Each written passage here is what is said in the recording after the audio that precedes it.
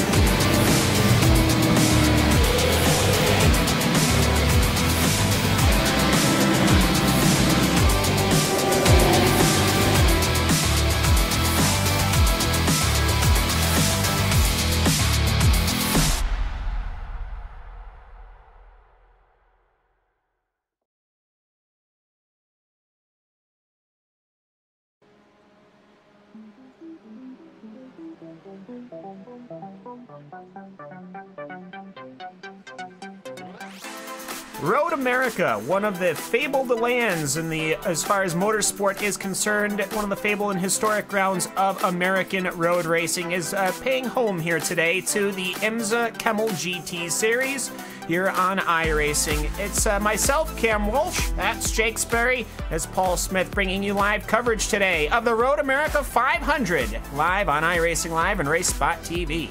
Yes, it is going to be our GTP cars, your Nissan, and your GTO cars, your Audi 90 GTO. So either way, we'll get right into it. But Jake, I gotta say, it's been a pretty long time since I've seen this on the schedule. I've been excited for it, and it is finally here.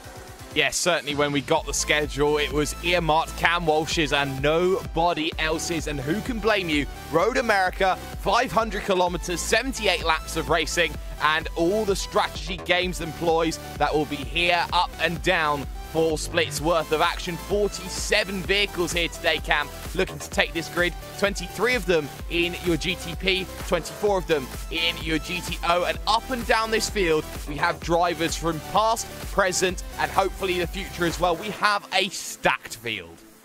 Yeah, absolutely stacked indeed. It was actually tough to get into this. High level of iRating to get into this very top split. 4 splits in total between the entirety of the iRacing community. As the look at the weather and the track right now, of course, Road America doesn't need any introduction. 78 degrees outside in the air right now, but it's 103 on the track surface. Barely any winds with a little bit of humidity. But yes, Road America, of course, one of the very fabled and legendary tracks, as we've said so far. 14 corners in exactly to the foot, 4 miles in length. But either way, though, Jake, how these cars traverse these 4 miles, it's so very different between the 2 classes of cars we have on the schedule for today. Yes, it certainly is. You talk about that Nissan and how it's going to have to navigate around. It's a lot quicker. It punches a hole through the air slow. Well, not necessarily slow, but it's low and sleek, and it just knows what to do. All you got to do, though, is avoid first gear in that vehicle, Cam, and you get yourself safe for this track. And one of the good things about this circuit is the fact that it doesn't necessarily have any slow corners. It's very much the 90-degree rights and lefts that makes it a huge challenge. That's going to be very useful for these Nissans here today. For the Audis, it's going to be about how you control so much power. And under braking, it is an absolute nightmare, but it does make one of the greatest sounds in racing of all time, Cam. Absolutely, that whistle from the turbo and the wastegates and all the other mechanical bits on these machines. It's really exciting just to watch these vehicles. Many people might not know of this era of sports cars, of course. It's Group C in the purest of sense, but you know what? They took the Group C formula. Everyone sat around a table in the 80s, whenever that was, and they sat around and went, you know what? Group C is cool and all, but it's a fuel strategy type series. It's you're building a car and you're just running to your fuel numbers. Why don't we just take the fuel out, the engine out, the consumption issues out, and let them do whatever with these chassis? And that is where this Kamel series really came from. And after a couple of years, in the late 80s, very early 90s, these cars were absolute barn burners. And this Nissan GTP that is in here on the docket for today, Jake, it's an extremely fast car. These cars can go around any circuit on the schedule just as fast as any modern day prototype, even though it's some 30 years old. Exactly, and it was one of the pioneers of racing that we saw all throughout the ages. And well, now that we have them brought back, there are teams up and down that want to make their name on what is going to be the newest World Tour event and how to make a name. Hoytsenveld Core Motorsports, you talk about Vendaval, you talk about the likes of Dream Factory, who were second in the 24 Hours of Spa, Real Championship Team, Hoytsenveld, GT Ross, keep on going. Mad Cow's got a car in the form of Muriel. You talk about Sim RC and Evolution Racing Team, and you even look down into your Audis, you got teams looking like Supersport, like Joni Takano of Kawan Simsport, MSP want to go, and all up and down this grid, it is all stacked up. But Cam, it's more important than a grid. It's more important about how they're going to line up today. Absolutely is. Warm-up is just about to expire in about 20 seconds or so. A couple of cars are still practicing their pit entries. And before we just settle onto that grid, well, you know what? Let's settle on the grid then, as we'll talk about our Audi and intro it as we get to them. But either way, yes, 1 minute 49.8 seconds is going to go to the Heisenfeld Core Motorsports machine of, well, who'da thunk, Kei Kashubi. As well, well, it's just him as far as in that car so far. The Stars and Stripes car, that is going to be starting in the second position. That will be, I believe, Keith Ritchie piloted machine. Then he got another Heisenfeld Core Motorsports machine. That's the 66. That one's going to be piloted by Alexander Walsh. The number 1 car for today, the Vendaval Sim Racing without any color. Well, that's, I have to say, Jake, it's interesting that they don't seem to have a color, but I'm pretty sure in absence of color is at the end of the day just white. Juan E. Lopez, Matty Kati Soja, Fabrice Cornelius are going to be piloting the Vendaval Sim Racing without any colors machine. Frederick Evers, Best Team Evers Racing, it will be starting in 5th. Linuoloto Racing will start in 6th. Dream Factory in 7th. INX Racing's 144 and 8th. Pit Demons will start in 9th. G-Tross SST Orange will begin the race in the 10th position. Team Heisenfeld, the 78, will start in the 11th position. A real championship number 13, because there's only fake championships outside of that car, piloted by Joan Caroni so far. But Team Chimera, that's your Joshua Chin, and I believe it is Wilson as well in that car, and starting 13th as the car is going to roll around full circuit, so we've got plenty of time. Heisenfeld Core Motorsports will have another machine in the 14th position. Gathering of Tweakers, 15th. Team GT Fumo in the 16th. Team Bushfink Racing Red, 17th. Mad Cows Racing's Muriel will start in 18th. SimRC.de Crimson in 19th. Patronus Racing Team, 20th. Then you've got a couple of SimRC cars and a Evolution Racing Team car to finish it out. The SimRC Camel Toe car, the Evolution Racing Team 226, and then the SimRC Cucumber car. And then you get to these Audis. And Jake, the Audis, super quick, super powerful. These cars will be going down the straight just as fast as these Nissans. And the grid, it's going to be with you as we're looking to just start getting away here at Road America, starting on our patrol lap. Yes, we certainly are, and it's the Camellaiano team who is at the front of the field, and that is filled of ex-Glacier drivers like Joni Hagner up involved with that, MSP Phoenix Racing, and then you got the Audi Sport Team Gebrautwagen Plus machine. That's got Koen Klopman behind the wheel with him. Team Joni Takkanen should be a Coanda car, as Joni Takkanen has just made that switch, that jump over to VRS Coanda Simsport. So Joni, eyes on him. MSP Phoenix Racing 52. Then you got the likes of Joyful Underseer, Super Sport Racing, Team Gyro Via, Playing Ducks Racing, Mythcom 3 in play today. Pray for Pablo, Bob Van Catchvike. Got Team Bear Pope, Redface Racing Solo. And then you look down even further, position 37, you got the 23 pit teams, Delta iRacing team, Team Highball looking to play some highball strategy, maybe V Apex Racing Group Purple, Hellenic Racing, BTRS Team Galicia there, Team 10 in 43, so they need an extra 10 and a 3 on that. Team Talk Freak Racing Flatsharsh there with MXS Racing Team 76, Revolution Racing Cam, and SR Racing at the very back of this 47 car field.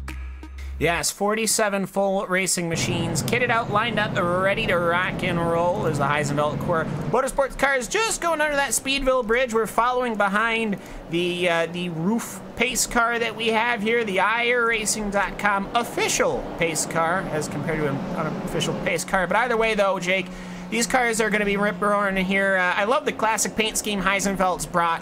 You can really tell they looked over a lot of the classic prototypes that we've seen over the decades, but this era, people just seem to love it. They seem to hold it, and we're happy to bring it to these guys here today as they seem to be rounding around.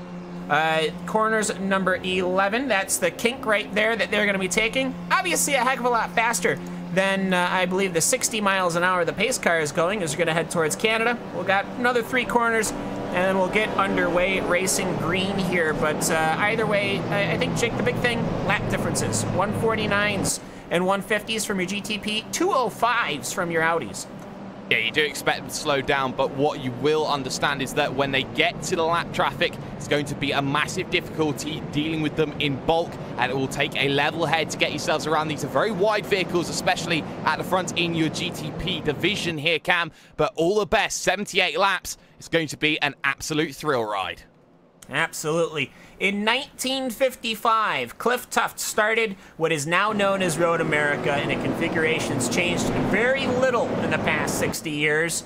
And we're going to see it rip-roaring once again. We've got these amazing prototype machines. We've got great GT cars, and it's going to come to you live. Kate Kashubi, let's it go. And we are live here in the Road America 500 on iRacing Live and Race Spot TV. Kate Kashubi, he had the jump, but the rest of the field closes in quickly as the prototypes are off and away, heading into corner number 1. What a great jump that was from Hoyksingveld Core Motorsports. They managed to coordinate that brilliantly. Side by side for P2, Voss versus Richie. Richie's the poster boy here of Nissans, and well, he's going to drop back into position number 3. Contact, and he's going to get hit up the rear, and already a massive incident. Let's get these Nissans going up in 6s and 7s.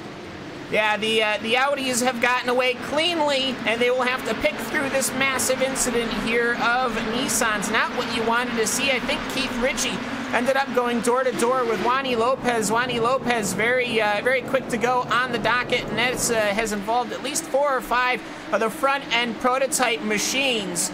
As it's one of those wrecks that sort of never left the road surface. As we're going to get a replay of this incident. But either way, Jake, not the way we wanted to start this thing with a very large incident that was very unnecessary. Yes, and it's very difficult in the early stages. Cold tyres, you're always looking to try and work out where the elements of grip is, and already a major incident has taken out 4 or 5 key players in this event. But what it does do, it allows the 1-2 of Hoyksingveld to break away. Kashubi and Voss here looking to work together to break away. They still have Wani Lopez and Marcus Hamilton, who are no slouches of their own at the moment, and especially as you look further back in towards your GTO division right now, it is going to be the driver of Joni Hagner at the front, Klopman second, Jedstad third, Takkanen fourth. What a stacked field. Well, it's stacked indeed, though the prototypes have now been skewed to thunder, as Kei Kashubi will go past the start-finish line for the very first time for this. It should be about 2.5 hour, maybe 2 hour 45-minute race. It's 78 laps as Kei Kashubi starts, as Alexander Foch is now in second. And Wani Lopez, well, he got away with that one. He really pushed it to the inside on the exit of corner number 2 on Keith Ritchie. Keith Ritchie was not anticipating him at all to be there, and Wani Lopez ended up parking that car to the inside, nudging him, and started that chain reaction incident, which has really thrown, I already see 4 cars that are already off the field just like that. Yeah, Dream Factory, Linalo Auto Racing, Stars and Stripes, all there struggling in the early goings. And, well, it's just a case there, Cam, as we see what happened on replay. It was a case of trying to throw yourself down to the inside, but on lap 1, you need to be calm. It is a 78-lap race. You do have time in this event to make positions one up after another. And one of the key names here that is a regular consistently in terms of this style of racing in Kamel GT, well, it's game over very early on, and it means that it's going to be one of the regulars, you'd feel, that will have the best possible advantage here in what is going to be the 500 here at Road America.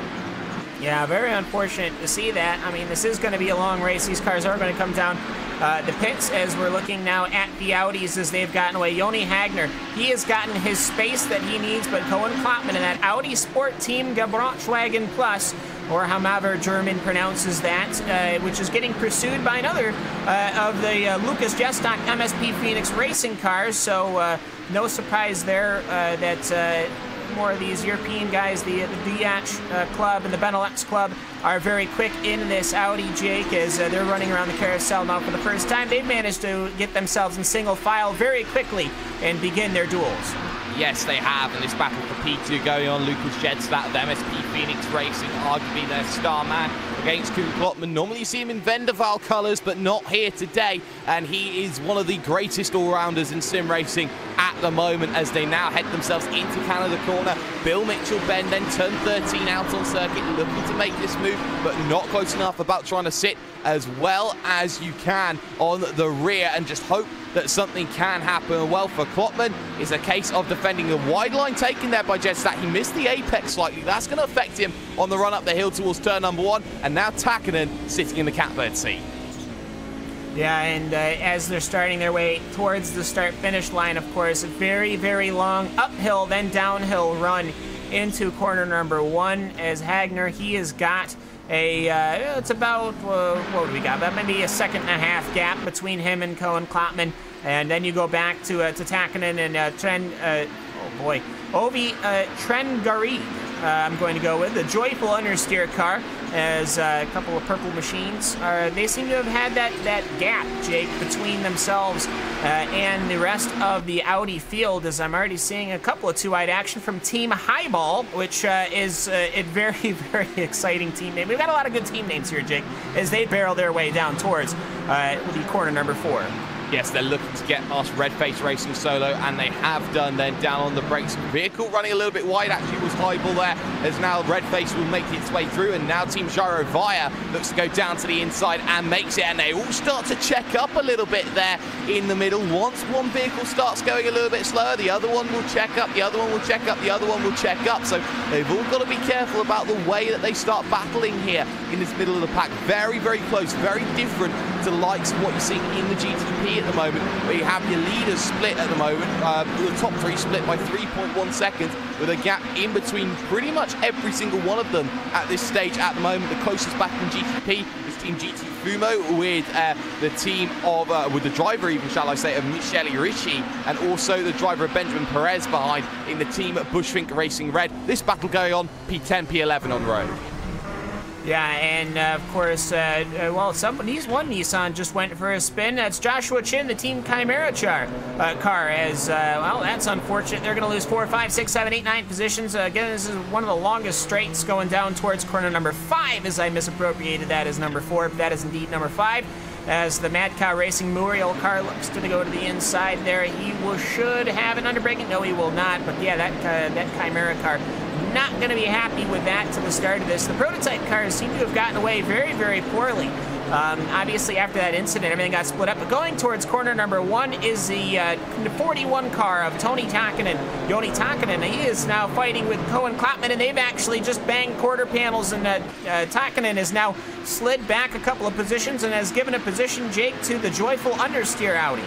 Yes, and the joyful understeer Audi there. The Finnish driver lets the Norwegian one through then of OV Trengeride right now. And well, he'll look to try and battle for position number 3 now as Lucas Jedstad breaks clear of Klotman. And well, for Joni Takkanen, he's a driver touted with a lot of success for the future. Very good inside GT3. Had himself a very good Pro Mazda career about a couple of years ago with Glacier, but now it's all about how these drivers work together. Drivers like Klotman and Trengeride now looking to keep behind the new touted star of Joni Takkanen. But right now, you have to feel you can't afford to get too frustrated in the early stages. You've got a long time to make your way through, and there was a little bit of misdemeanors there from Klotman, who didn't leave much space at all, hung out Takkanen to drive.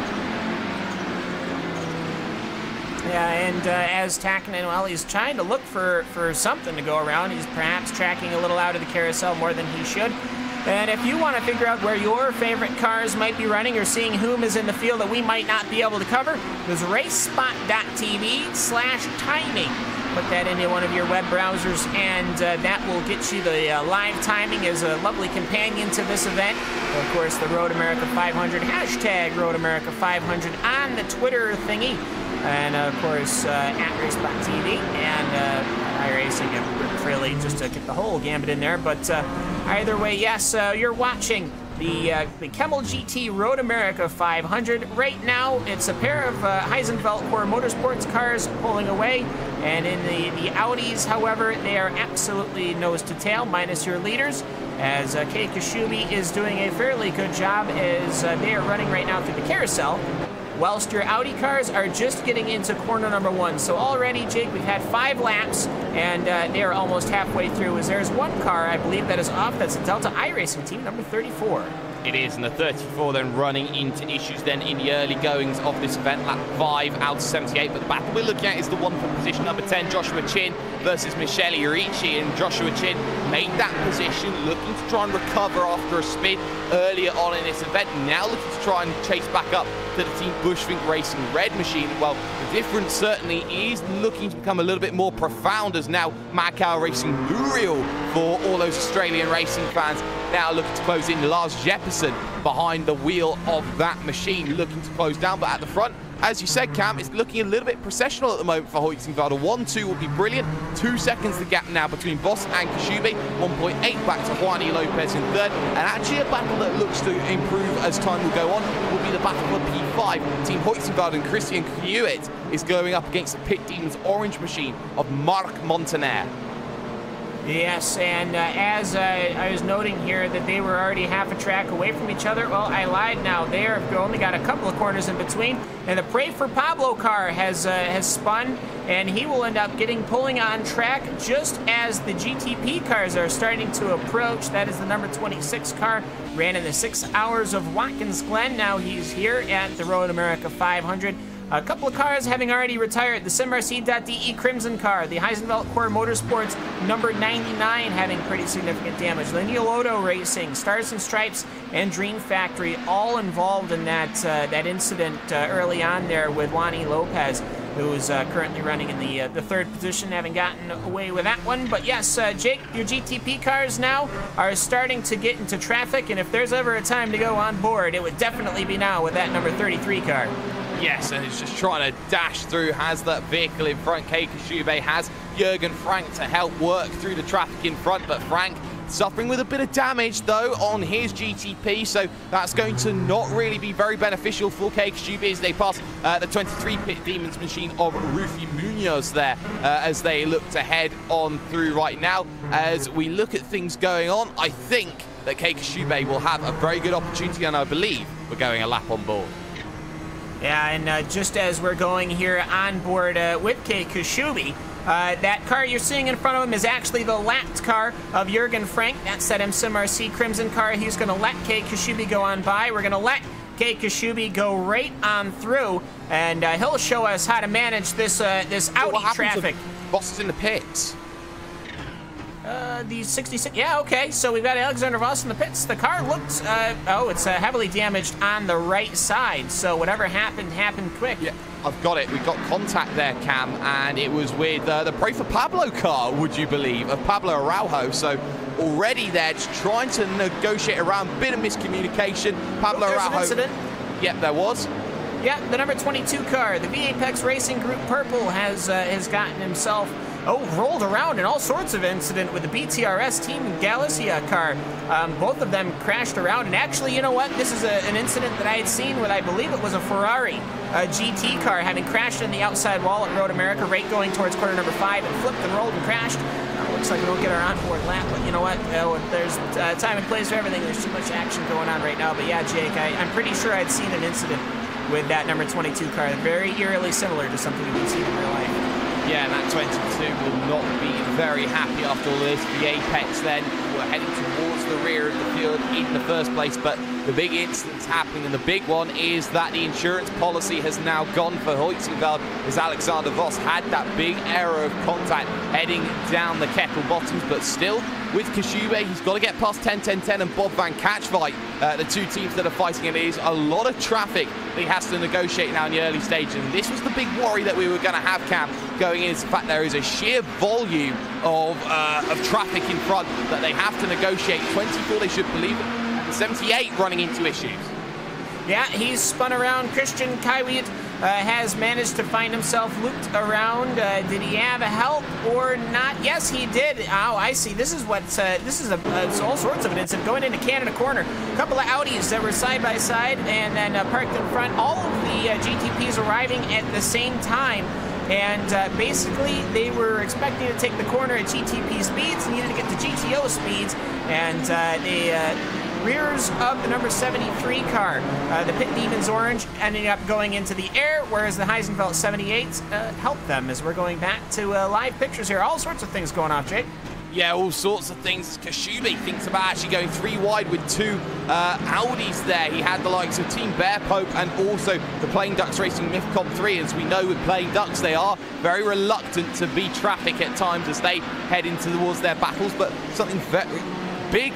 Yeah, Playing Ducks running into a huge incident there, just coming towards the Hurry Downs, and that was Gyro Via actually turned around. The two of them making contact there, Cam, and it was just a case of side to side, as there was a little bit of oversteer of trying to correct from Gyro Via. The two come together, and Via pays the consequence.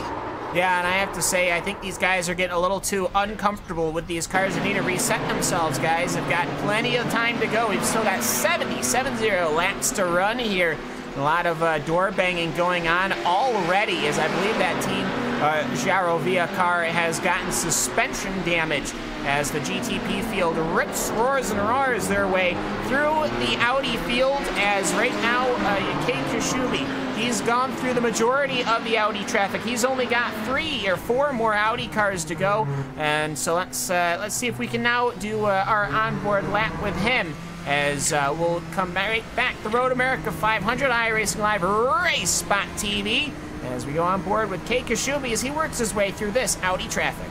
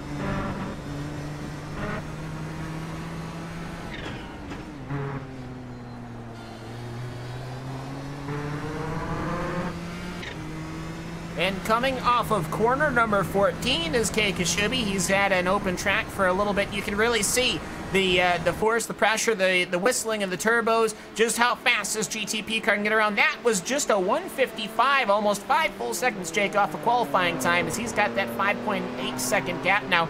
The GTP field seems to have been pretty torn asunder, minus I see a group of 3, 6, 7, and 8 positions in GTP are now fighting their way past the start-finish line.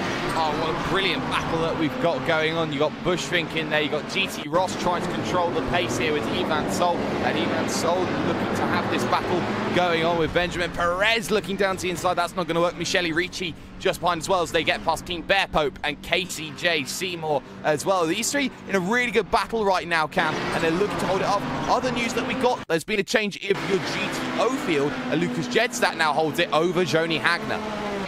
Yeah, and Maximilian Scheider went for a little bit of a spin. We saw that. That was the cucumber car. As he managed to lose that all on his own, he ended up finding himself into the tire barrier. But yes, lead change in your GTO division as Lucas Jestak and Joni Hagner are now trading positions. Marcus Hamilton and the Frederick Evers Best Team Evers Racing machine will go right on by as the GTP field still working their way through. And it's a bit tiptoey here. As looking behind, I see Joni Takinen. He's trying to go on the outside of Ovi Trent Barid as they go through the carousel. A little bit of some action here between the 20 and the 41 cars. I see one prototype off. That's Josh Chin there of Team Chimera, Cam, so he was trying to get around there to drive over Kuhn Kottmann, and he just couldn't manage to make that happen. So big issues for Josh Chin. Not the first time in this race, but he doesn't lose any positions because of it. And look at that, Kuhn Kottmann there, very gentlemanly, lets him through after the misdemeanor. But here comes Takinen looking at Canada, but he's not going to get it. And well, there's going to be another game of waiting here as he looks to start his 10th lap of the race. Yeah, absolutely, as we're seeing all sorts of different action. There goes Joshua Chin almost again, as he doesn't seem to be very comfortable in the car. Maybe he had a little bit of damage picked up in that Chimera car, and it's affecting how he's handling it. But we have had an extraordinarily chaotic 20 minutes to the start of this race, and I gotta say, these guys kind of got to start chilling it out. They just got to start fighting the cars. As just looking right now, the 20 car and the 41 are having at it. And that right there is, of course, your Takinen and Trent-Garin battle as a couple more GTP cars are coming through. Yeah, and those vehicles are Ricci and also the driver of, I believe, Perez. And yes, it is, as they get out of the way. And now, here's where Takinen's going to pass, because Trengeride left the door open a bit, as now Riley Blythe for the Evolution Racing Team machine looks to scythe his way through. But look at the toe that Takinen is going to get. He'll have to do it the long way round here at this section, heading towards turn number 5. Hope that you can get on the brakes nicely into the corner. And looking, getting a better run out to the exit. Little slide though there. That's going to allow that driver of Trengeride to hold the inside into the left-hander. And again, driver of Takinen is looking, has himself just that nose down to the inside. And again, another look. The room had to be given there by that driver of Trengeride. And now look at the traffic that's stuck behind there. That's William Levesque. Yeah, and he's trying to get right on through. He's always looking to go to the inside. I see him. I see the headlights. They're darting right in the middle between the two machines here. That'll get him on the carousel as Trent Garden ends up washing out as a couple more GTPs will cycle themselves through. We were watching on board there with Joni Takinen. This four-wheel drive beast, this Audi 90 Quattro GTO, I mean, this thing is amazing. You saw these guys were going off track, and it wasn't even slowing them down in this fight that we have here for what would be position at number 5 in your GTO field. Yeah, and when you hear the words Quattro, you hear pedigree, and they're just so fierce. And talk about the rally history that the Audi Quattro certainly had. And now you talk about what they've done here. Very interesting machines indeed to show in battles as Hagner. As she's now looking to try and close back down Lucas Jedstad. This is the battle for your GTO leads. They let both Levesque and also Schwieter through. Schwieter gets the almightiest of almighty runs, stuck behind, almost having to push his man through in this situation because they are locked in top speed, and that's very good from that driver of William Levesque, because he was holding himself at the same speed as Jedstad heading up that straight to block the driver of Schwieter from having any opportunity of getting past. Yeah, and Hagner just had an off track there at the end of corner 1. That was a little bit worried. I almost saying if Jean Schwitter wanted to be a little ruder, he could have bump drafted that car and forced William Levesque to brake later by pushing that front of that car. But obviously that is not something that we would like to see. So very politely getting off the brakes a little bit earlier. So John Schwitzer was allowing William Levesque that breathing room. So that's good to see of him as Ronnie Fontini. Fontini's finding himself 1 lap down that number 99 Heisenvelt machine. We've got a couple of these Heisenvelt machines. Look very similar, but except for the numbers, because they hate us in the commentary booth, I suppose. But either way, Hagner seems to just be having issues falling off track, Jake, right now, and that's allowing Lucas Yesnak some comfortable room in his number 85 MSP Phoenix Racing machine as a couple more GTP cars work their way through. Gotta say, GTO, I think, is going to be the one to watch here at Road America.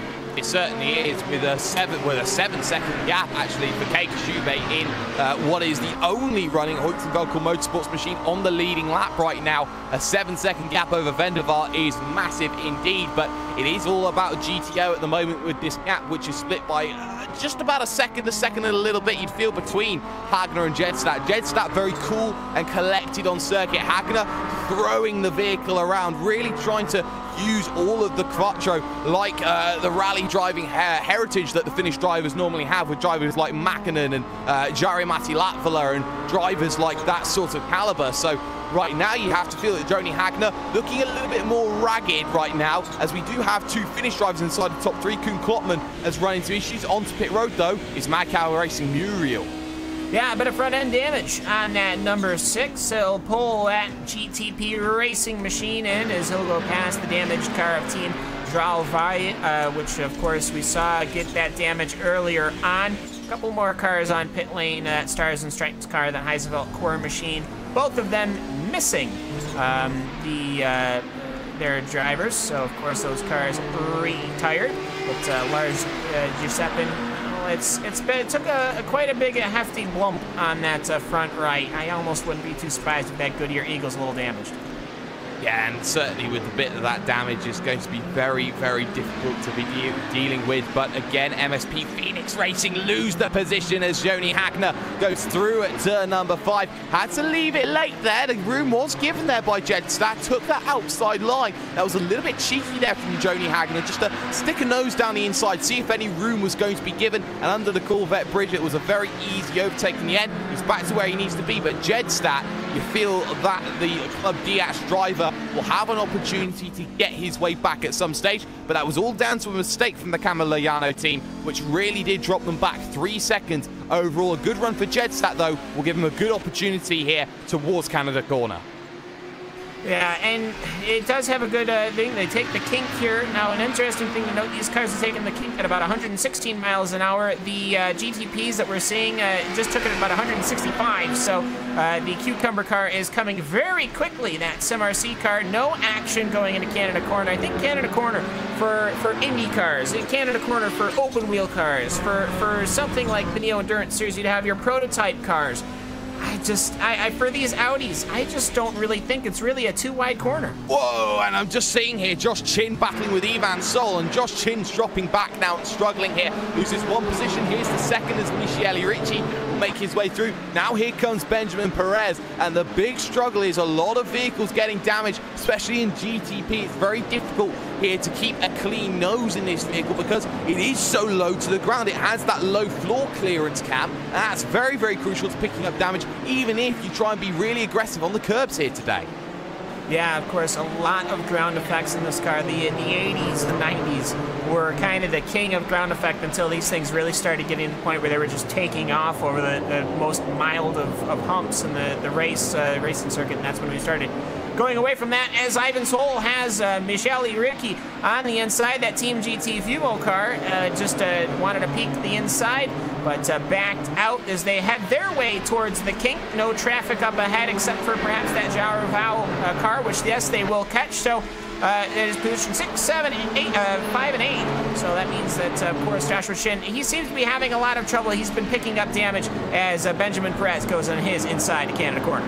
Yeah, very, very easy overtaking. Josh Chin is a very experienced hand. He knows when he's damaged and knows when he needs to get himself out of danger, and he loses 3 positions on this lap. But Ivan Sol against Michele Ricci, what a brilliant battle this is, and a good run there from Ricci actually. Coming out of that final corner, will get the run up the hill and the run towards turn number 1 out on circuit. Ricci, though, is going to back off of it there a little bit, actually. I was looking at Cam, so that means that he's thinking about the long game, thinking of a better opportunity at maybe turn number 5, where it's a little bit more decisive for him to get himself through. Riley Blythe will find himself up 1 position on Joshua Chin as he ran late into the entry.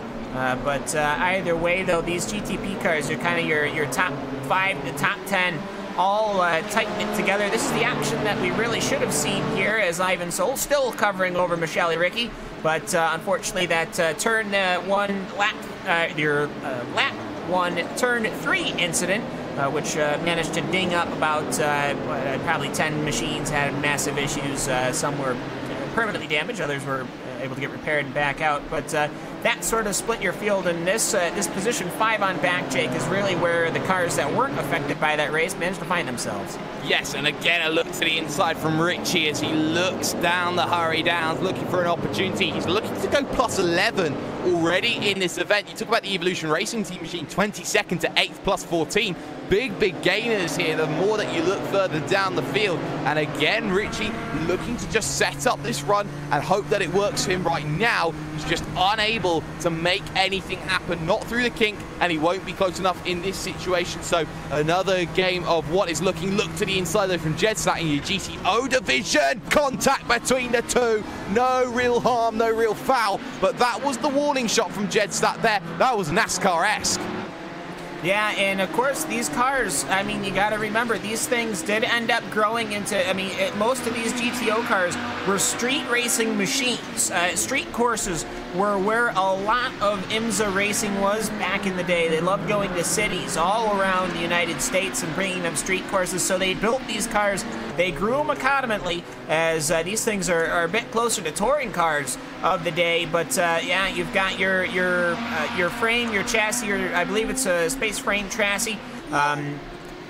Yeah, we got a bit of contact behind Kei Kashubi. It was Andrew Barker of Team Heibel and Norbert Leitner of Team 10-10-10, obviously taking inspiration from Ty Dillinger, the WWE wrestler. Norbert Leitner hits the wall hard coming out of turn number 7, I do believe it is, Cam. Yeah, front end damage carrying on that number 21 Audi as Andy Pears looks to close on in. But the BTRS Team Galicia car managed to come up that 1 position from that damaged Audi, as still GTP leaders are working their way through. There goes Juani Lopez onto the inside of the Red Face Racing solo car of Anthony Froment. And of course, just the team names, Jake, all sorts of all over the place. You've got Team Highball, that Andrew Bakke car, and Team Highball was in fact a team, as we're looking at the GT Elite.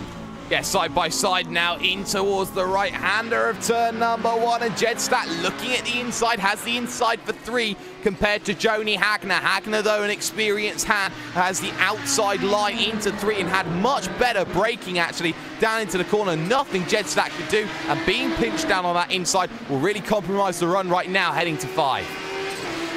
Yeah, as they're working their way right on down now, as Joni Hagner still will leave the window open. Here comes Lucas Jastak. He's on the inside, down 1 gear, down 2 gear, down 3. This is all heel and toe operation. And there goes the overshoot from Joni Hagner. What happened to Lucas Jastak? Missed gear. Yeah, something. Oh, he must have. It's really difficult. Let's see if we can go on board and take a listen with Lucas Jastak. We'll see what happened here. Just because it sounds to me like you're correct, he must have missed a gear. Yeah, it sounds like. Oh yeah. Oh, it's horrible, Cam. It really is. And Jedstat, who was fighting so hard, 1 missed gear certainly does change. And P5 having a big issue there. GT Ross Massive issue. Yeah, huge there. And Ivan Sol turned heavily around. And, well, that is a big one, Cam. All right, this is where this started. Again, corner number 3 doesn't seem to be the good one today. MXS Racing Team number 76. It's an Audi. It had pretty much the course, and then everyone else closed right on in and caused a massive conflagration. Even so, Michelle Ritchie went up into the aisle. Benjamin Perez managed to get around most of it, though I think he still picked up some damage. But, yeah, Jake, massive conflagration here. I think it actually, at the end of the day, only really involved 2 cars, but boy, did that look spectacular. Yeah, it was a massive, massive moment, and for Riley Blythe, he will be very happy with the way that it all ended out for him, because he's now the driver up in position number 5 overall, starting 22nd out on the grid. And if things stay the way they do, I wouldn't be surprised to see an Evolution Racing Team podium. Absolutely, and I gotta say, great slow motion camera work from Paul Smith, our cameras here today. But yeah, that was quite an incident. But yeah, whoever falls over to the side, I mean, it's the gain of other cars. I mean, we did have, what is it? 25 cars basically in each group. We only had 47 on the field, but either way, Joyful Understeer is going to take over position number 3 because one of your front-running GTO cars has now found himself on pit lane to get some service.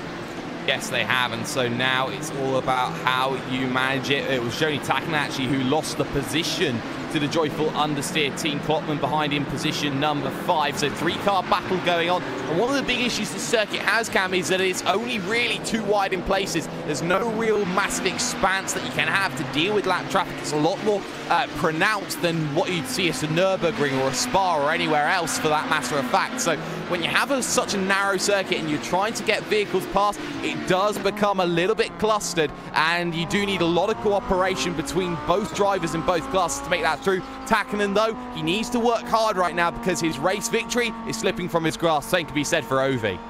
Well, we've still got a ton of racing left to do, quite a few pit stops. I mean, we're going to have to remember here, and this is an important thing to note, we didn't get to touch on it because of how explosive the GTP start was, but it's looking like it is going to be 2 pit stops for your GTP cars. I don't know on the Audis, I'm sorry. But I know your GTPs are going to be 2 pit stops of full service, and they're going to have to save fuel at some point because they can run about, they can run 70 laps in total for the course of their 2 pit stops. So they're going to have to save some fuel somewhere. Yeah, they certainly are, and saving fuel is always going to be a difficulty, and with fuel being a premium, we are going to see lap time start to slow down. Let's take an example of the Hoyt's-Velco Motorsport machine. Qualified with a 1:49.8. That last lap time was a 1:54.4. That's 5 seconds worth of difference. Most of that comes down to the amount of fuel that's in the vehicle, Cam, but also some of that is down to fuel saving and tyre saving as well. I would not be surprised with just how twitchy those rears can be in this vehicle that we do see tyre changing become a factor. Yeah, and these guys will be changing tires. The amount of time it's going to take to fill that tank in the GTP car, because it can fill 200 pounds of fuel in the tank, so they've got plenty of time to change their tires. And with this being the great United States of America, we changed the tires, the driver, and the fuel all at the same time, and so therefore everything works. As Yoni Hagner, he gets a little bit of a hit from Lucas Yestak, checks the door of Juan E. Lopez. As there goes Yoni Hagner. These guys are chasing these cars. They're changing positions every single lap, yet their cars are hanging together tough. Yeah, they are, and that was all done because Juan went down to the inside, and looking to be the ultimate opportunist there was Lucas Jedstad. He looked at the inside, thought there was an opportunity for me to take that lead again from Joni Hagner. Hagner firmly shut the door on him, and they're so lucky that they are not collecting more damage than they are. And if they keep on scrapping like this, they'll allow this second group behind them to close them in, as now Marcus Hamilton makes his way around the carousel, passing the P3, P4 battle that's going on. Looking at that P1, P2 battle, I reckon there's about 8 seconds out on circuit there, Cam, between P2 and P3. Yeah, and I gotta say, the GTP field, if we didn't have that incident, I think we'd still be seeing a great race going on. But you know what? For Kei Kashubi, he's focusing on his lap times, and he is still doing great laps, actually, on that full tank of fuel. The fuel changes the car so much. I mean, adding 200 pounds to a racing machine is going to slow it down a bit, as a 153 clocks in from Kei Kashubi as they're going past the rest of the field. I gotta say, those Heisenberg Core Motorsport cars, like I was talking about earlier, well, there's 2 on pit road, and they've been abandoned. So, unfortunately, it looks like for Heisenberg Core Motorsports, not the day they're going to want to have, because they came here with, like, 4 cars. They did. They came here with 3 vehicles, Cam, expecting each of them to have a good result. And for Kei Koshube, he's now got to carry the hopes of Hoixing Velcor Motorsports and what has been, Cam, a very, very difficult year for them after their massive rise to fame in 2016, with just a point off taking the inaugural Blancpain GT Championship. And Kei Koshube and his work that he did in VLN last year was certainly a driver that everyone had an eye on of really hitting the heights this year. Hasn't really done so much though, but this Kamel GT victory here in this Road America 500, you feel would be a very nice Kickstarter to get back into winning ways. Oh, and not just that. I mean, the guy has proved himself in every single type of car, as we're now watching this massive battle going on between your position 5, 6, and 7. Obviously not, it's been tempered by that incident, but here goes Riley Blythe past Gregory Tansen, the MSP Racing number 52. Here comes William Levesque and Benjamin Perez as well.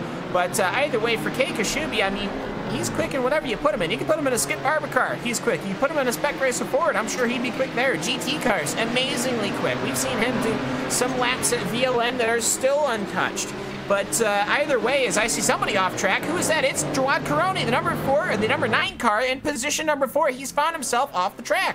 Yes, he did, and well, there was contact actually from behind, and that was Joni Takkanen who's turned him around. So lap traffic getting a better run off the exit. Remember, these GTP machines, they are incredibly quick, but they can be incredibly fragile as well, especially through mid-speed corners. And turn 5, the number 7 machine has run into issues as well as Team GT Fumo as well, Cam. So now we are starting to see a few issues.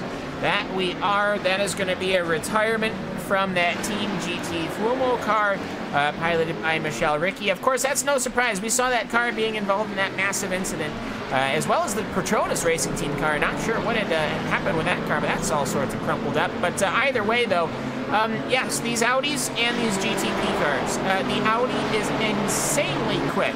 On the exit of a corner, it is faster than the GTP car. Naturally, not like a better driver sort of thing, where if the better driver's in the Audi, they can get a better exit. No, the car is just actually faster. 4-wheel drive, massive turbo, massive engine, barely any lag compared to the Nissan. Bit of lag, completely rear-wheel drive, and you don't have any downforce yet. So the Audis, it's all about learning where you're at and where your pace is and where you got to do, because these Nissans and Audis, this is probably the most difficult multi-class racing that you could possibly imagine, just because of how different these cars are.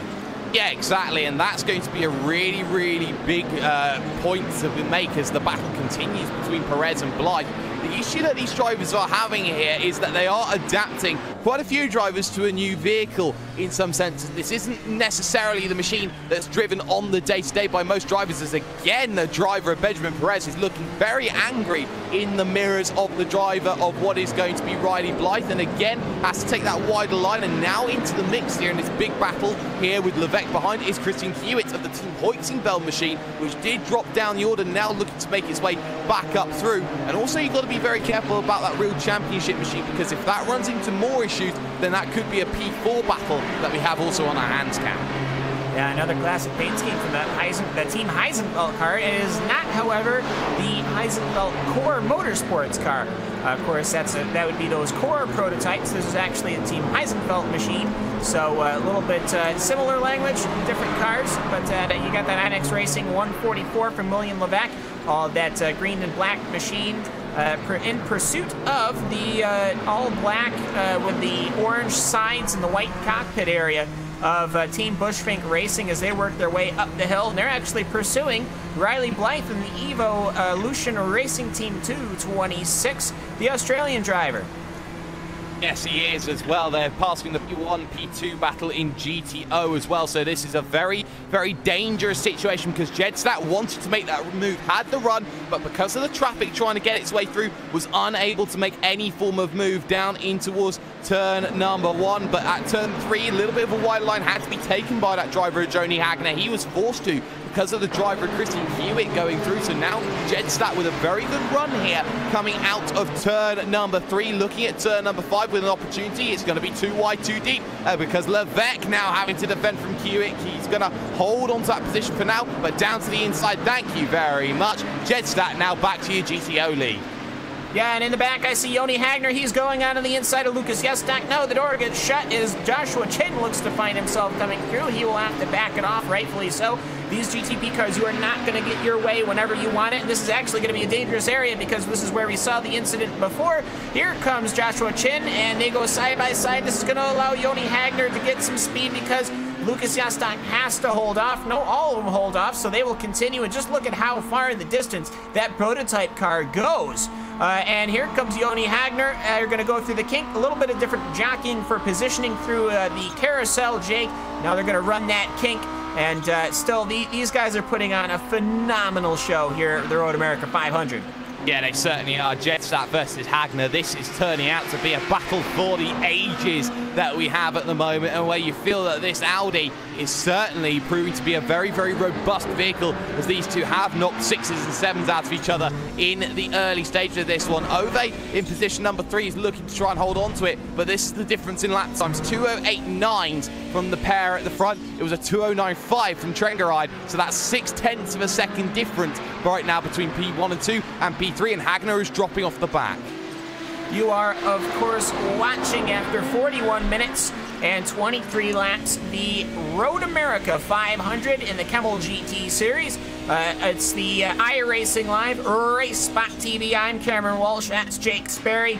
Of course, Paul Smith on the cameras. Hashtag Road America 500 for the Twitter users. And of course, if you want to figure out whereabouts everyone lies, perhaps whose cars have retired, where people's positions are, you can go to racespot.tv/timing. It is really that simple.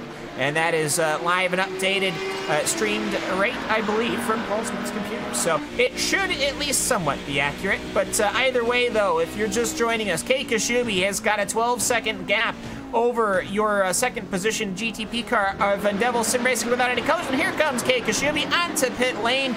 These cars, Jake, not a ton. They go through the fuel faster than you would imagine. 200 pounds of fuel gone just like that in 23 laps. That is not good for how they're going to do this. It's looking like they're going to need to make 3 pit stops at this point.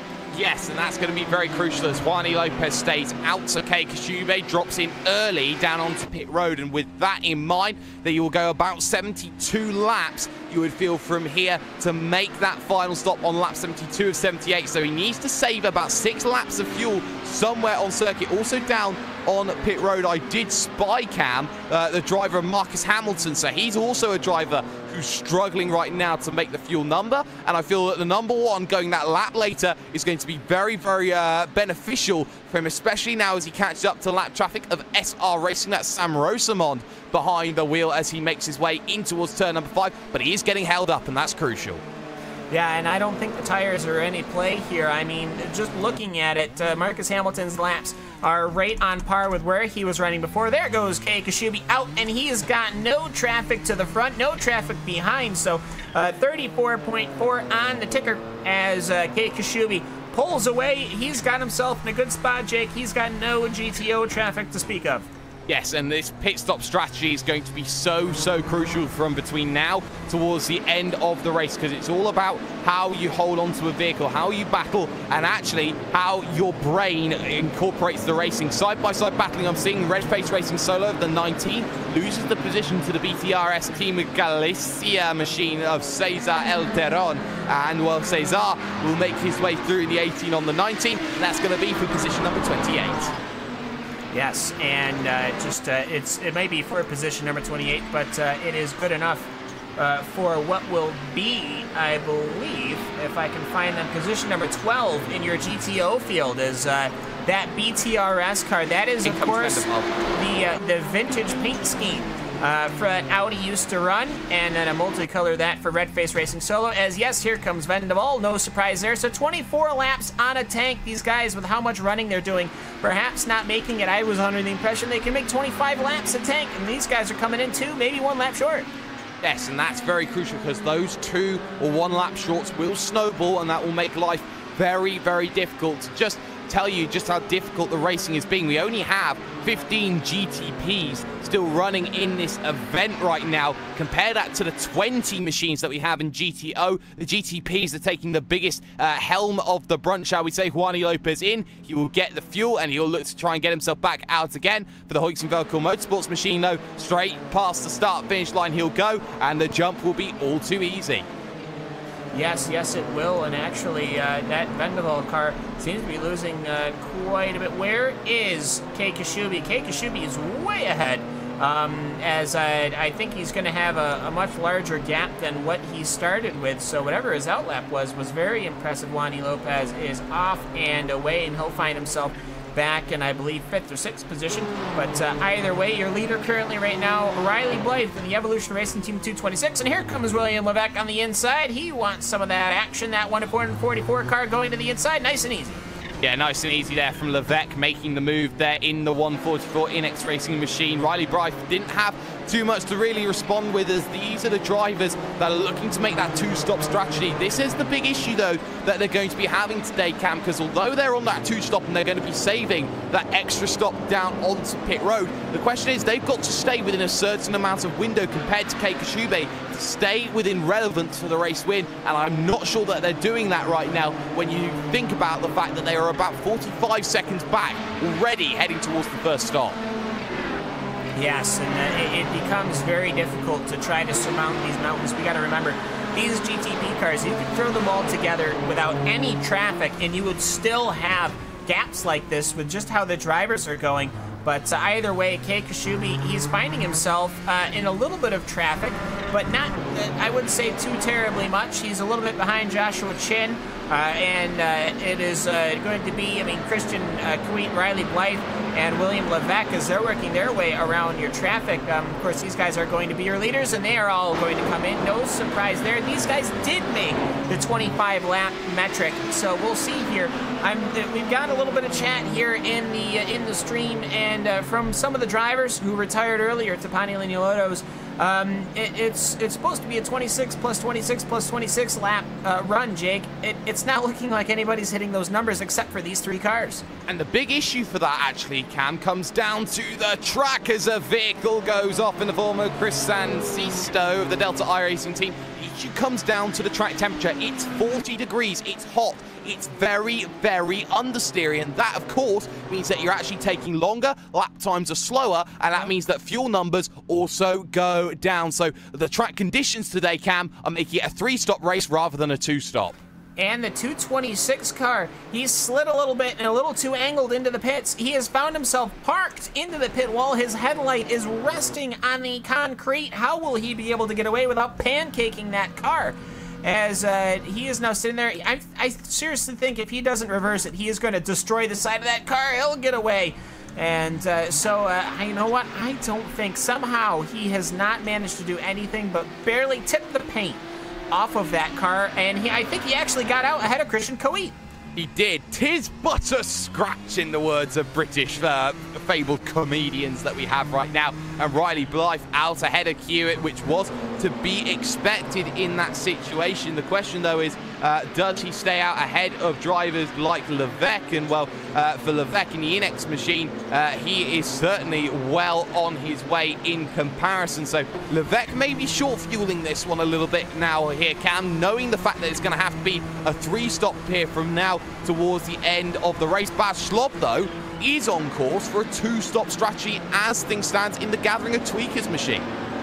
Yeah, and I think that this is a machine. Baslav, I think, is a normal racer here. He's used to this, and I think at this point it'd be pretty comfortable for him to know exactly what he needs to do. And that Slow Motorsport number 10, it's the Gathering of Tweakers car officially, but I believe he will be coming in this time. Yes, he will. And Jake, as the 8 car goes off. Yeah, that's the Audi Sport Team Gibraltwagen Plus machine. That's Koen Klopman behind the wheel, and he's done that one, actually. Just heading out to the hurry down, so didn't quite manage to catch that, Cam. I wonder if you did. Yeah, I did not actually manage to catch that out. But either way, though, Koen Klopman, he was fighting for, I'm sure, a position somewhere. We saw this number 8 silver Audi fighting for positions pretty much all race long so far. And obviously, not exactly what you want to see here, but the battling's still going on between Riley Blythe and Christian Kawit, as the Evolution Racing Team 226 is under a massive amount of pressure as these guys go past the old Trendegrade Audi. Yeah, and there was a big issue there for Hewitt because he had to get right out of it, completely missed the apex there, and completely missed staying on the rear of the driver of Riley Blythe. Blythe is driving a blinder at the moment, and who can blame him for the performance that he's actually putting in right now. Hopefully he can continue to get this going, but actually very interesting is that Pit Demon's orange machine of Marc Montaner. I believe he came down in on lap number 8 and 9 here, Cam, so what that would suggest is he's gone for the short fill early to go for those 2 long stops towards the end. So an alternative strategy already by Pit Demons.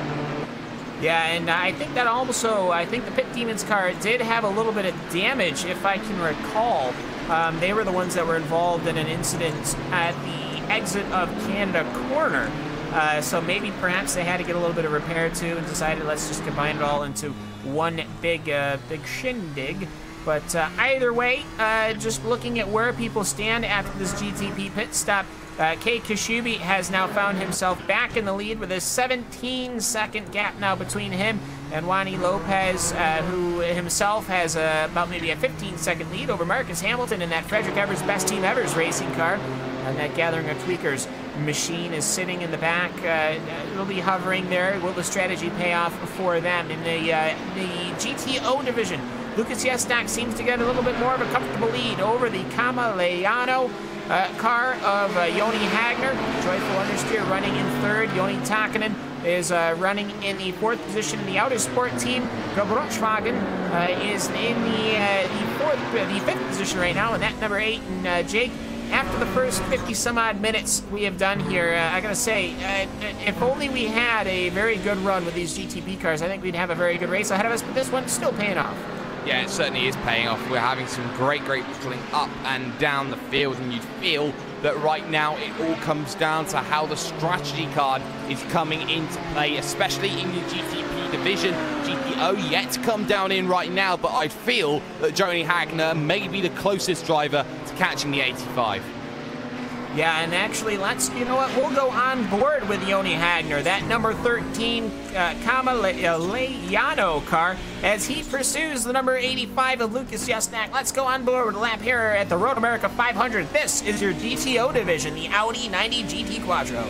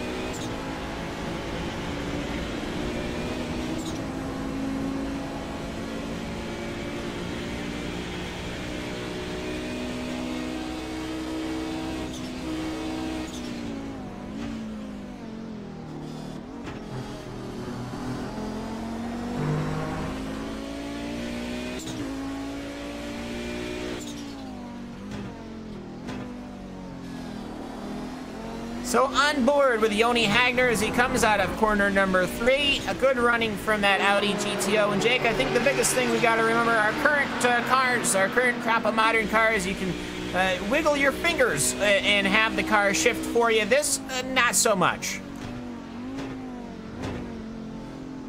Let's even unmute my microphone here at this moment. There we go.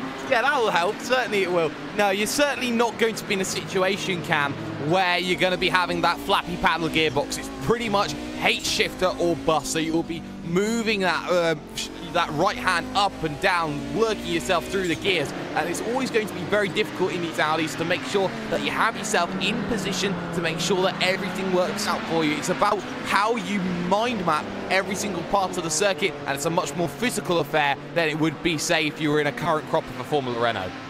Yeah, heel and toe, you got that clutch action going on the upshifts. But you can rev match it on the downshifts, but you can miss it, which we've seen a missed shift. That actually cost Lucas Yesnock the lead at one point. But here comes Nick Thyssen in that gathering of tweakers car, having taken over for Bas Slob. And here he goes on to the outside of the one car, and he'll go to the inside of the other. And Canada corner, it's starting to get a little dusty on the exit, just from how people are taking the exits. But this track here at Road America, it had moderate usage at the start, but you know what? It is going to be getting worn in, I think, fairly quick. These are older tires from 1989 as the GTOs come in. Yeah, so Lucas Yesnock comes in, Joni Hagner comes in. They're going to get their work done in a way, but I was going to say these tires, not quite sure just how much rubber they're putting on, but you know what? They're going to come in. I'm pretty sure they're going to get new ones. Yeah, lap 27 of the event, so very firmly a two-stop strategy in play then for your GTO division. Battle of pit crews, Kamel against the MSP Phoenix Racing machine, and well, it was two perfect pit stalls there for the pair of drivers looking to come in. In comes also Joyful Understeer, also looking to dive in is Supersport Racing, so staying out on circuit is the Joni Tarkkanen machine and also the Audi Sport Team Gebrutwagen Plus machine. So right now, you have to feel it's a two-tier strategy of 2 laps difference between the two right now, Cam. Yeah, and here come a couple of more Audis getting service. The Joyful Understeer, the Supersport Racing with the, boy, that is an interesting paint scheme on one. I believe that is a popular product of current day's handheld technologies. But either way, Mikko Ruskola, he will pull away. The Kamel car will get the over of MSP Phoenix Racing. Yes, that is. And so, you know what? That number 13 car's up ahead. But you know what? We got a different driver piloting that number 13 as well. And that's going to be the big difference, because Jedstad is already comfortable inside that machine. A 1.3 second faster pit stop as they come out just behind Jürgen Frank and the SimRC.de Crimson machine. The thing is, Jedstad is already accustomed to this machine. Skola is getting into a machine that has taken a couple of hits here or there, and you do not get any way of practicing that when you're out racing, Cam. Yeah, not at all. And then, of course, to hit every single gear shift. So Mikko Ruskola will find himself in it very quickly. As just looking through where some of these cars are lying, you've got a little bit of lacked traffic for the Audi leaders, as they've got the Pit Demons car up ahead, the number 23. But either way, a little bit of a reprieve from the GTPs, but they always come back. And then, of course, your lead battles right now are staying pretty static, but the Team Heisenfeld car, Jake, and the 226 Evolution Racing Team car, I think they're probably the closest in GTP right now. Yeah, they certainly are, and well, it seems that right now, it's the 85 and the 13 in a great scrap. That's what we're looking at here. And Jedstad's made the move actually on the driver of Mikko Ruskola. Ruskola had absolutely nothing to respond with side by side in towards the Hari Downs, Cam. And that was all about making that move around the outside. He made it happen. What a brilliant move it was. And Ruskola is really struggling to adapt to that vehicle, because that was 1.3 seconds quicker on the stop. But look at that. Jedstad is flying away from him right now. Yeah, he'll get comfortable right quick, as Mikko Ruskola will find himself, you know what, at the very least, though, as a consolation, he gets to watch how Lucas Yesnock is attacking this circuit. And of course, you got to think you just got to warm up a little bit here. I don't think you can just hop into a car like this and just gun it. I think back in the old days, a lot of times you would have the same driver run races like this, simply due to the fact that they were so much more comfortable with it, even though I'd have to say these cars are a massive physical effort, even here in the virtual world. Exactly, as we are also seeing the likes of Team Jody Tackinen coming out of pit road right now on a big battle right now with the Joyful Understeer team heading down that front straight. It's going to be very marginal between the two and in towards turn number 1. Well, thank you very much. There's Tackinen. He takes that position away from the driver of Ove Trengeride right now. But the crucial thing is these two drivers are still together. It's about trying to break away from the slipstream, which is very apparent, surprisingly apparent, you'd feel, in these GTO machines, Cam. A massive hole through the air gets punched by the machine in front, and these massive turbocharged engines managed to close the gap real quick. But either way, though, we saw it, well, at least I saw it at Daytona when we first started covering these cars quite a while ago at this point, that these GTO cars could run really quick down around the Daytona banks. And you had a little bit of draft there, and these things were absolutely ripping and roaring. But either way, the battle for GTO is overall, I think, positions right here. Joni Tackinen and Ovi Trengarden, as well as a couple of other GTO cars that find themselves in some battles. Yeah, they certainly are right now, and it's all about how you manage to get yourself through right now as we look at that 85 machine, the MSP Phoenix Racing machines. He actually tries to get past the 23 of the Pit Demons. That is technically for position. That 23 hasn't come down onto pit road as of yet, so that position is very easily managed there against that 23 of Rufy Munoz. They're doing 209s as lap times, where you compare what Jedstat was doing of 207s before coming down in on towards pit road. So clearly Munoz going long on the stop, and as you expected comes down onto pit road. So that one, while it was for position, it was very crucial. You couldn't know when that vehicle was coming in, so Jedstat had to make that position count. Well, then he did. He wanted to keep on running. He didn't want to get stuck behind a car that might not be going as fast or as confident as he is. You know, obviously, you got to have a lot of faith in this machine as Lucas Jastak goes off track just a little bit, just enough. But you know what? He's got 4 tires rolling, so 1 going off. No worries for him as he does it again off the exit of corner number 3 as well. But either way, though, GTO is still managing to perform. GTP, however, things, Jake, are getting quite a bit static here, as it's Heisenfeld Core with Kei Kashubi, 14 seconds over Wani Lopez in the Vendaval without color. Then the Frederick Evers, best team Evers, is about 30 seconds off your leader with the INEX, about a minute. Exactly, it's very spaced out, even as we look at the battle for position number 12. Out on circuit right now, Ivan Sol under pressure in the 88 GT Ross SST Orange machine against Pit Demons Orange. So a battle of the oranges going on, and a run wide there from that driver of Sol. It's going to allow Mark Montaner to try and make an opportunity. Traffic ahead in the form of Gregory Tansen of the MSP Phoenix Racing 52, looking for an opportunity. Looks to the outside, inside, weaving. Is there any way through? Not when there's traffic in front. There's contact there, and that was Montaner being unable to turn into the corner because of Sol, and Tansen was left with nowhere to go. Yeah, Montaner doing a little bit of a wiggle, just checking to make sure that Demons car is all good, which it is. As Gregory Tansen, that was not Lucas Jastak. That was not your race leading MSP Phoenix car. That was the sister car, the 52. But either way, yes, these GTP cars still rocking and rolling here, as they're going to find themselves very quickly here. Just look at the speed through this carousel. Gresham Wagner is going to be bearing to this once again. On the outside one, on the inside the other, as they head their way towards the kink. 163, no lifting in the GTP cars, but Jake, lifting and braking to go through the kink in the GTO cars. Yeah, certainly is the difference in downforce levels when you have such high-speed downforce as what the GTP Nissan certainly have. There's not much that you can argue in terms of time that is saved. Quite a bit is the answer to that one, but right now these two battling 1 lap down on the race. That's how dominant Kei Kashubi has certainly been. Not a good run though from the GT Ross SST orange machine. Literally, nose to tail, they will go down this straight with Montaner looking at a potential to get past. Klotman is the vehicle in front, and again, every single opportunity that Montaner seems to have, he just seems to find traffic in all the wrong positions. And the worst thing is, there's a certain Joshua Chin just in front that they also need to work to get back to. Down to the inside though, at turn number 3, that's not going to work, but he forces the man wide.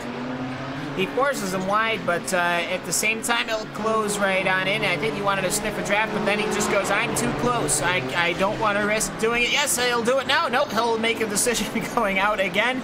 As Montaner going back and forth, he'll decide to go stick on the outside to try to get the undercut, heading up towards underneath the Corvette bridge, heading towards one of the corners, heading towards the carousel. He'll get alongside. Will he stick the position? It's whoever's better on the throttle off the exit. G-Truss SSD orange quicker on the throttles, and he'll have the position for these corners, which is definitely a one wide corner, or will it not be? They'll still go too wide. Of course, Merrick Montaner will have the better exit this time. Jay, great battling here in GTP. Oh, absolutely fantastic work there from Montaner to get past Sol, and Ivan Sol now has nothing as the dirty air effect comes into play through the carousel, and all that position is going away, and there's a big wiggle actually there from the driver of Montaner. I'm not sure he's fully convinced that his damage is fully operational right now, so his vehicle may be in a little spot of bother. We'll keep an eye on that one for him if things certainly develop the same way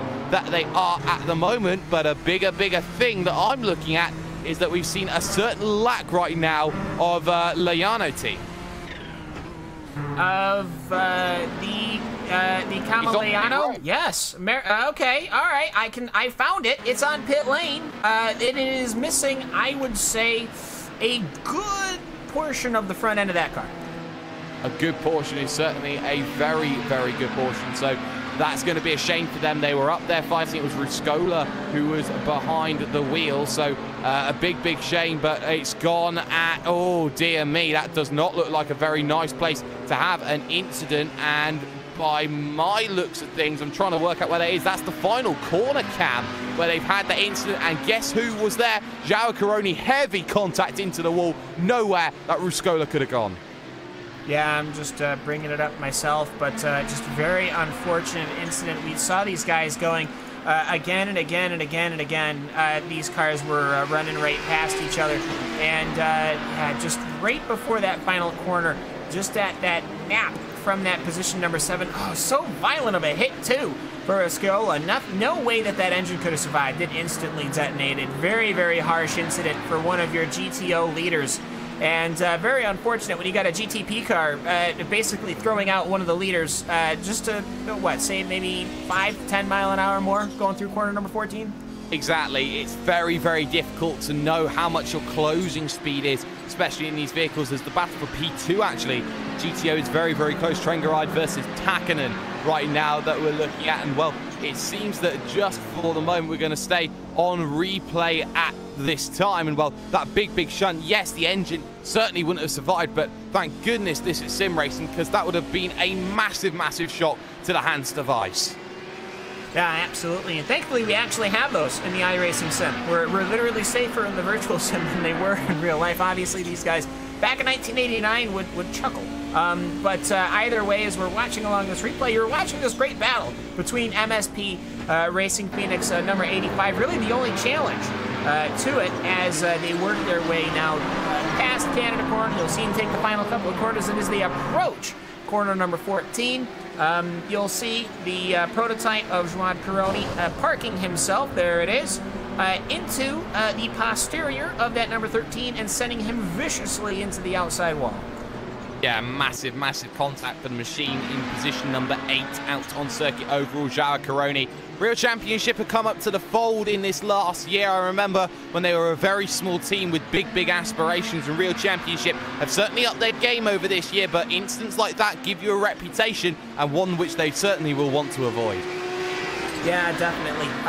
The last thing you need to do is there's really nothing that Audi can do. I mean, unless it pulls over to the side, rolls out a red carpet, perhaps a nice, lovely platter of some cheese and sausage.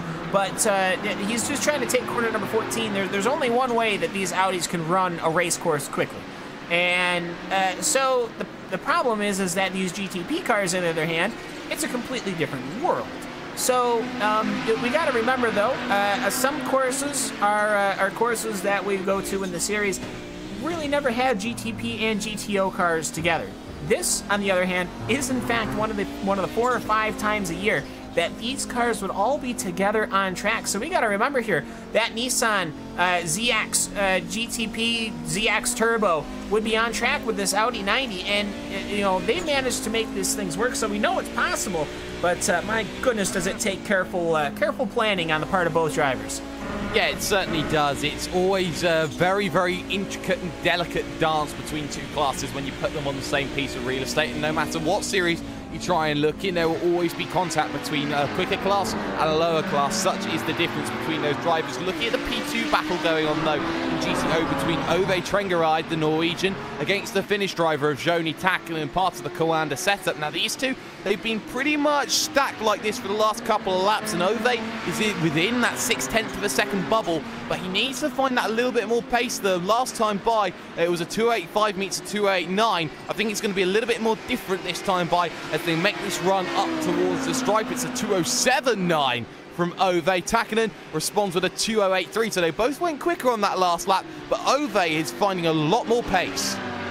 Yeah, but they still don't really have anything for Lucas Yestak, your leader in GTO, which was a 2.07.9, whilst Joyful Understeer was as quick as that. Obviously, can't go anywhere when you're stuck behind Joni Takkonen. So he's going to have to close, he's going to have to make that pass, but I think the draft really comes into play with these Audi Quattros. But either way, a couple of GTP traffic I see on the horizon, but it is certainly not as it used to be, Jake. We've got a lot of GTP retirements. I'm just looking at it right now. It's, what, 1, 2, 3, 4, 9. It's like 11, I think. I've got it as 9 at the moment, and even 9 or 11, that is a massive amount of those retirements. So you have to feel that in this situation, it's about how you survive the fittest, making sure that you keep the car clean and stable on the narrows. We hit half distance now, Cam, this event. Kei Koshube on to lap 39 as he gets incredibly close to Andy Pers Hellenic Racing in the middle of the road. That's the last thing that traffic wants. Yeah, absolutely, on both terms. But Kei Koshube, though, you'll see that prototype behind Nick Thissom. It is not for challenge. That's a 1 lap down as Kei Koshube works his way through. Your overall right now is the Heisenfeld Court Motorsports. After 1 hour and 13 minutes of racing, we're going to take a quick advertisement break. We will go Race Spot TV side by side. You're watching the Road America 500 with the Kamel GT Series here on iRacing Live at Race Spot TV. Heisenfeld Court Motorsports, Vendaval Sim Racing without any colors, Frederick Evers team in 3rd GTP, GTO, MSP Phoenix, Team Joni Takkonen, and Joyful Understeer. So we'll come right back after these few messages.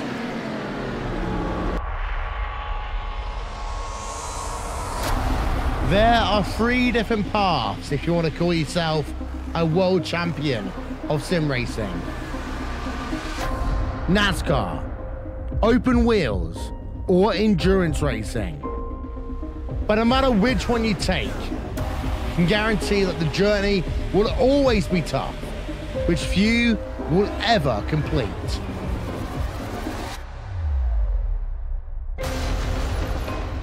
The iRacing World Championship Grand Prix Series, the premier road racing series in sim racing, started with a new car taking center stage.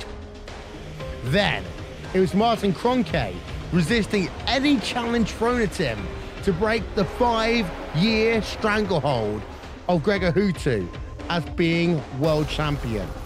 These drivers and teams are not just competing for pride, they're competing for money. And with over $20,000 in prizes for each of the series up for grabs, drivers really do put it all on the line.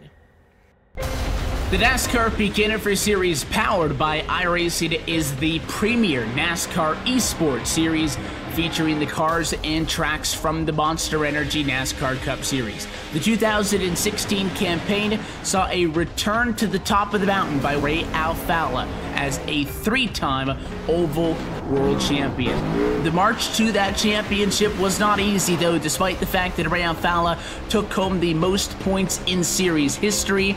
It just also happened to be the tightest championship fight we had ever seen.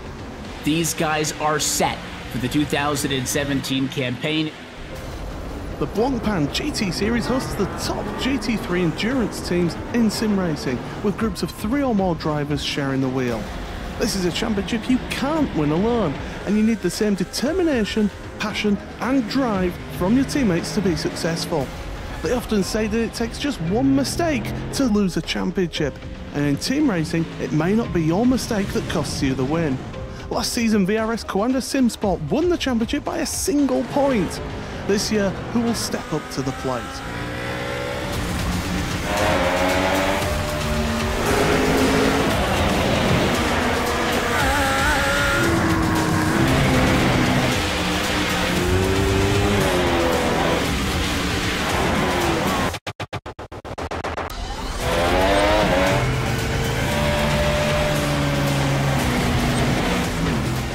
These are the iRacing Esport World Championships, the pinnacle of sim racing competition. Catch it all season long with live coverage on iracing.com/live.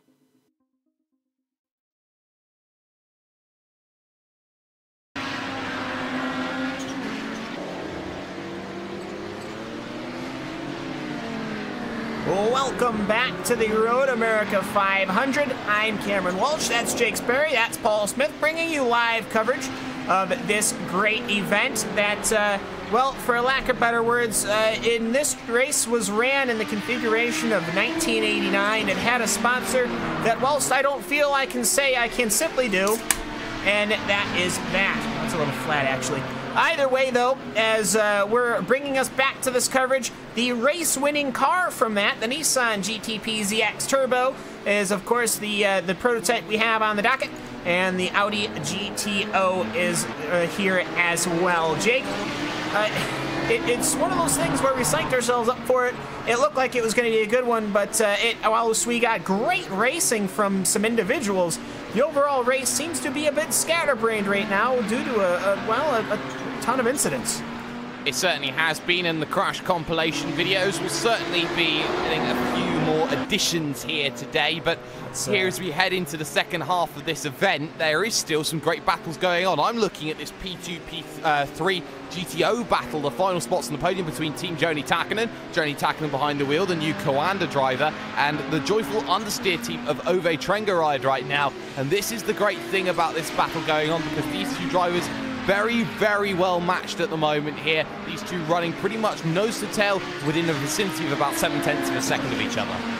Now, looking at the top 8 right now in GTP, it's that Heisenfeld Core Motorsports car, the Vendaval Sim Racing Without Any Colors car, the Frederick Evers Best Team Evers Racing Machine, the Inex 144, the Team Heisenfeld 78, the Evolution Racing Team 226, the Team Bushfink Racing Red. These are the cars that are on the league lap. And then the Gathering of Tweakers, first car 1 lap down. And Jake, you've got the top 8 in your GTO field. MSP Phoenix Racing 85 island of their own at the moment, with the battle for P2, P3 between Team Joni Takkanen and Team Joyful Understeer. Audi Sport Team Gebrauchtwagen, shall I say, not Wagen, plus their Kuhn-Kloppen behind the wheel in 4th, with Super Sport Racing Gresham Wagner position 5, with the MSP Phoenix Racing 52 in 6th. Revolution Racing in 7th position. Around out the top 8, shall I say, is the Plain Ducks Racing Mythcom 3 machine. Yeah, and of course, we also got to remember here, as you can, of course, catch us with the hashtag Road America 500 at RaceSpot TV. You can also get all of your live timing. We just went through the top 8s, but there's 47 cars that started this race. Where are they now? Well, go to racespot.tv/timing to figure out retirements that we've had so far. The Dream Factory car has been retired. Stars and Stripes retired, first laps. Linio Loto Racing, Pray for Pablo, V-Apex Racing Group Purple car, the Heisenfeld Core Motorsports number 66, the Team 10-10-10 car, the Heisenfeld Core Motorsports 99, Mad Cow's Muriel effort, the Petronas team effort, the Team GT Fuomo effort, the Kamel effort is a recent retirement. And then, of course, you've got some cars that are tons of lap downs, like the SimRC.de Camel Toe machine, which is 8 laps off your leader. It's been quite the race of attrition. It's only been, we're not even halfway, and we have got a total of about 35 cars circulating out of 47. Yeah, we're just over the halfway mark, Cam, and well, to see 35 out of 47, you know, to see 12 retirees, it's not brilliant, but still, we have some great action that is going on, and something I have been keeping an eye out on is the fluctuating gap at the top of your GTP field, and that one has been moving around from about 12 to 16 seconds, now back at 16 seconds for the number 1 machine in second position, but right now, you have to feel, though, with what is going on, that there is always going to be an opportunity for certain drivers to go and impress. That P2, P3 battle now down to just a couple of tenths of a second in GTO, and right now, Drengeride is looking to set up a big move.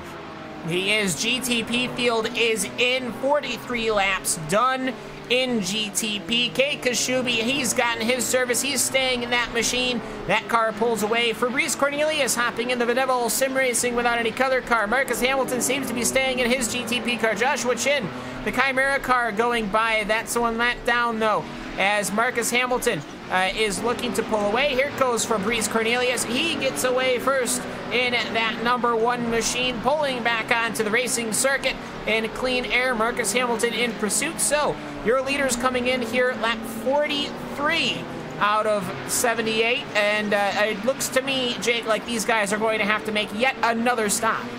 They're going to have to because of the track conditions. We said it was 40 degrees, and because of the fact that they're running these really, really quick laps, and we've had 47 vehicles here today, that track is rubbering in very, very quickly, making that surface all the more hotter and all the more interesting right now. And the big thing to look at, though, Hamilton was 5 seconds quicker on the stop overall. Battle for P7, though, going on out on circuit. Bushvink versus, I do believe that's the Gathering of Tweakers machine there of Nick Thyssen, and right now those two going at it. But what's very crucial, Cam, is the fact that on any other given day it's a 2-stop to the end with a little bit of fuel saving. Today it's a 3-stop.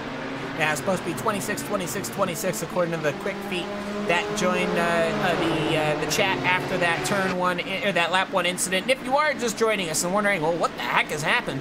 A lap 1, we made it to about turn 3, and unfortunately the vehicle of Endeavor Sim Racing without any colors went to the inside of the Stars and Stripes machine, which was a bit unexpected, and that barely nipped the rear quarter panel, but it brought that GTP sideways from the 3rd position. And when you're 3rd position with the entire fleet all stacked up, it created a lot of incidents, a lot of crashing, and unfortunately quite a few retirements. And we've just been trying to pick it up ever since GTO. Everyone seems to have gotten away. They've gone to single file. The only incidents that we've seen that have really retired cars have been mostly self-done damaged, but occasionally, like the Kamaleano car, we had an incident with a GTP car traffic. But you know what? I'd have to say, Jake, for the most part, lap traffic and whatnot is at least going decently well. Decently well, but the battle for P2 overall in your GTP has closed right up. And that 5 seconds that was saved there by Marcus Hamilton, I think that's down to a fact of trying to save enough fuel from now to the end of the race to know that they can short fill on this stint to get themselves into this battle with Vendaval going on. Hamilton's been in the car since the drop of the flag. Fabrice Cornelis has not, so that's very crucial. And Cornelis has had the worst brunt of the traffic there as Andy Pers again in the middle of the road, making it very difficult for the driver Cornelis to get past. And now look at Marcus Hamilton all on the rear, and Cornelis, the youngster, the young Dutch driver, is now going to have himself quite a bit of a challenge in that Vendaval machine. Yeah, speaking of challenges, a bit of lap traffic from that Giaro Via GTO machine has caused Nick Thyssen to make a bold attempt going through turn number 3. Didn't pay off at all, though. They're going down the start-finish line. They're going down the straight towards corner number 5. they'll find themselves on the rear of Delta iRacing in just a few moments. But Benjamin Perez and Nick Thyssen also putting on a great show. So we've got a couple of duels here, Jake, and it's going to be important to keep our eyes on them. It certainly is, and when overtaking can at times be a premium, it's always going to be very, very difficult. Thyssen was incredibly close to that rear of Benjamin Perez, and Perez will breathe a sigh of relief as he pulls away in the Bushwink Racing red machine. Team Bushwink, they've been knocking around quite a bit, Cam, and that's something to keep in mind. They are very, very good when it comes to the quirkier vehicles, and well, they are certainly proving their stripes. P7 is a good result for them, considering the field strength right now. Yeah, and it will be, if they can maintain that position, as they'll go around the leader in GTO, Lucas Yestak, as both GTP cars make it late on the brakes as that Gathering of Tweakers Nick Thyssen machine. And it'll close right on up to the rear of Benjamin Perez once again. A little bit of traffic up ahead is the Torque Freak Racing Flat Schosh. I don't know what that means. What is flat skosh? Flat skosh? I don't know, but it means something. But either way, George Gruber, though, politely letting the GTP cars go onto the inside. And, you know, we've got quite a few German words here with these cars. As the Nissan of Nick Thyssen looks to pull the inside, massive overspeed as it goes side by side into quarter number one. Almost has the entire position secured.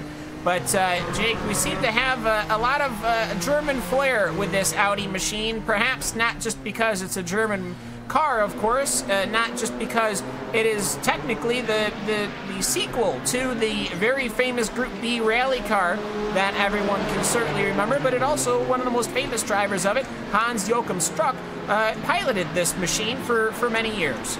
Yeah, he certainly did, and what a brilliant driver he was back in his heyday. And the next Joachim Strutz are certainly looking to try and ply their trade here at the moment. Drivers like Takinen, Trengarai, Jedstad, all doing a very good job of things. Klotman as well. They're all having this really nice run where they're keeping themselves out of trouble now in the second half of this race. But I'm still keeping my eye on this P2, P3 battle in GTP. Hamilton has caught, but the Murrayism has to come out, Cam. Catching is one thing, passing is most certainly another, and Cornelis, I think, is now back up to speed, which he needs to be, but what a good run from Hamilton coming out of corner 14. Yeah, and here he'll get a draft. It won't be enough to cause the pass here, but you know what? He can fuel save, and that's going to be very important as time goes on. For Beast Cornelius will just post the car over to the side. You can actually start to see how the track is rubbering in as they go to Bastian Ramis, the Playing Ducks Racing / Mifcom number 3, whatever that means. We don't normally say the full team name along like that, but you know what? It's the first time I've said you guys today, so shout out to you guys. But either way, for Brice Cornelius, he covered his position. He kind of said Marcus Hamilton, and so he went, well, okay, and just backed off very smartly. These guys don't, however, really seem to be catching Joshua Chin, which will be your lapped GTP car, actually. These guys don't really seem to be catching the leader, I meant to say, because lap times are so in tow. Yeah, they certainly are, and the fact that these 153.6s, 153.2s, and 153.8s are being battered about right now. Keiko Shube has himself this 26-second gap, which he can afford to just sit and wait on and just hope that he can just keep himself fresh. The thing that they have to worry about, actually, though, in my opinion, Cam, is going to be this Christian Hewitt machine, because I believe that he came down a little bit earlier than others, maybe down on that lap 7, lap 8 scenario again. Came down in lap 25 and has been going on for about 20 laps, which is about on par what we need to see. He is now running in a scenario, though, which puts him very, very marginal here on lap 46 between now and the end of the race. The 23, though, is what we need to pay attention to right now. That's the Pit Demons machine, and it's down on pit road. Yeah, it looked like they were having a grand old battle with the Red Face Racing solo machine, and I'm almost wondering perhaps if they might have been involved, the battle we were watching between Vaslab's machine of Nick Thyssen and Benjamin Perez. Benjamin Perez ended up getting spun around, and it looks to me, Jake, this incident, I mean, the Red Face Racing solo car just abandoned it immediately. He said, no, out, I've got a bunch of runoff space. The Rufy Munoz piloted Pit Demons car, I'm not sure what they were thinking there. No, nor me in that situation. I didn't quite catch all of it, but that was one which was really quite sketchy, and you need to be absolutely clear on where your vehicle is going to be placed no matter where you are on circuit. Don't move, don't leave any chance for doubt. Stay on your line cam, because that is the most crucial factor when it comes to racing like this. And not just that, I mean, it looked to me like the GTP car, the GTO cars maybe perhaps went a little hotter because Perez was hanging off the back of Nick Thyssen. Thyssen was hanging off the back because there was a MXS Racing Team Audi. But Rufi Munoz, once they made that, there's a little bit of brief contact which sent the Bushfink car spinning. After that, the Pit Demons car didn't even put on its brakes, and it just kind of coasted. And it didn't put on its brakes until after it had already made contact with the now broadside Bushfink car. So if they just dragged their brake a little bit, they just could have driven around the rear of it. This isn't like me trying to micro-analyze this here, but it was so easy. And the battle for P2 certainly hotting up side by side, and Hamilton will make his way through in the Frederick Evers, best team Evers Racing. Both of those drivers part of the Thrustmaster Movano outlet, running the Frederick Evers formation right now, and what an easy move that was compared to himself and Fabrice Cornelis. Cornelis had nothing to fight with on the run to Canada Corner, and proof exactly why Canada Corner is such a vital overtaking opportunity.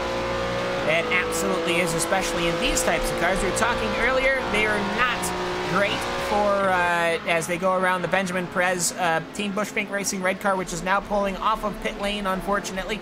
But you got to think these cars, downforce. You know, you think of Indy cars, ground effects, the Lotus 79 type of cars. Canada Corner is a nice and easy.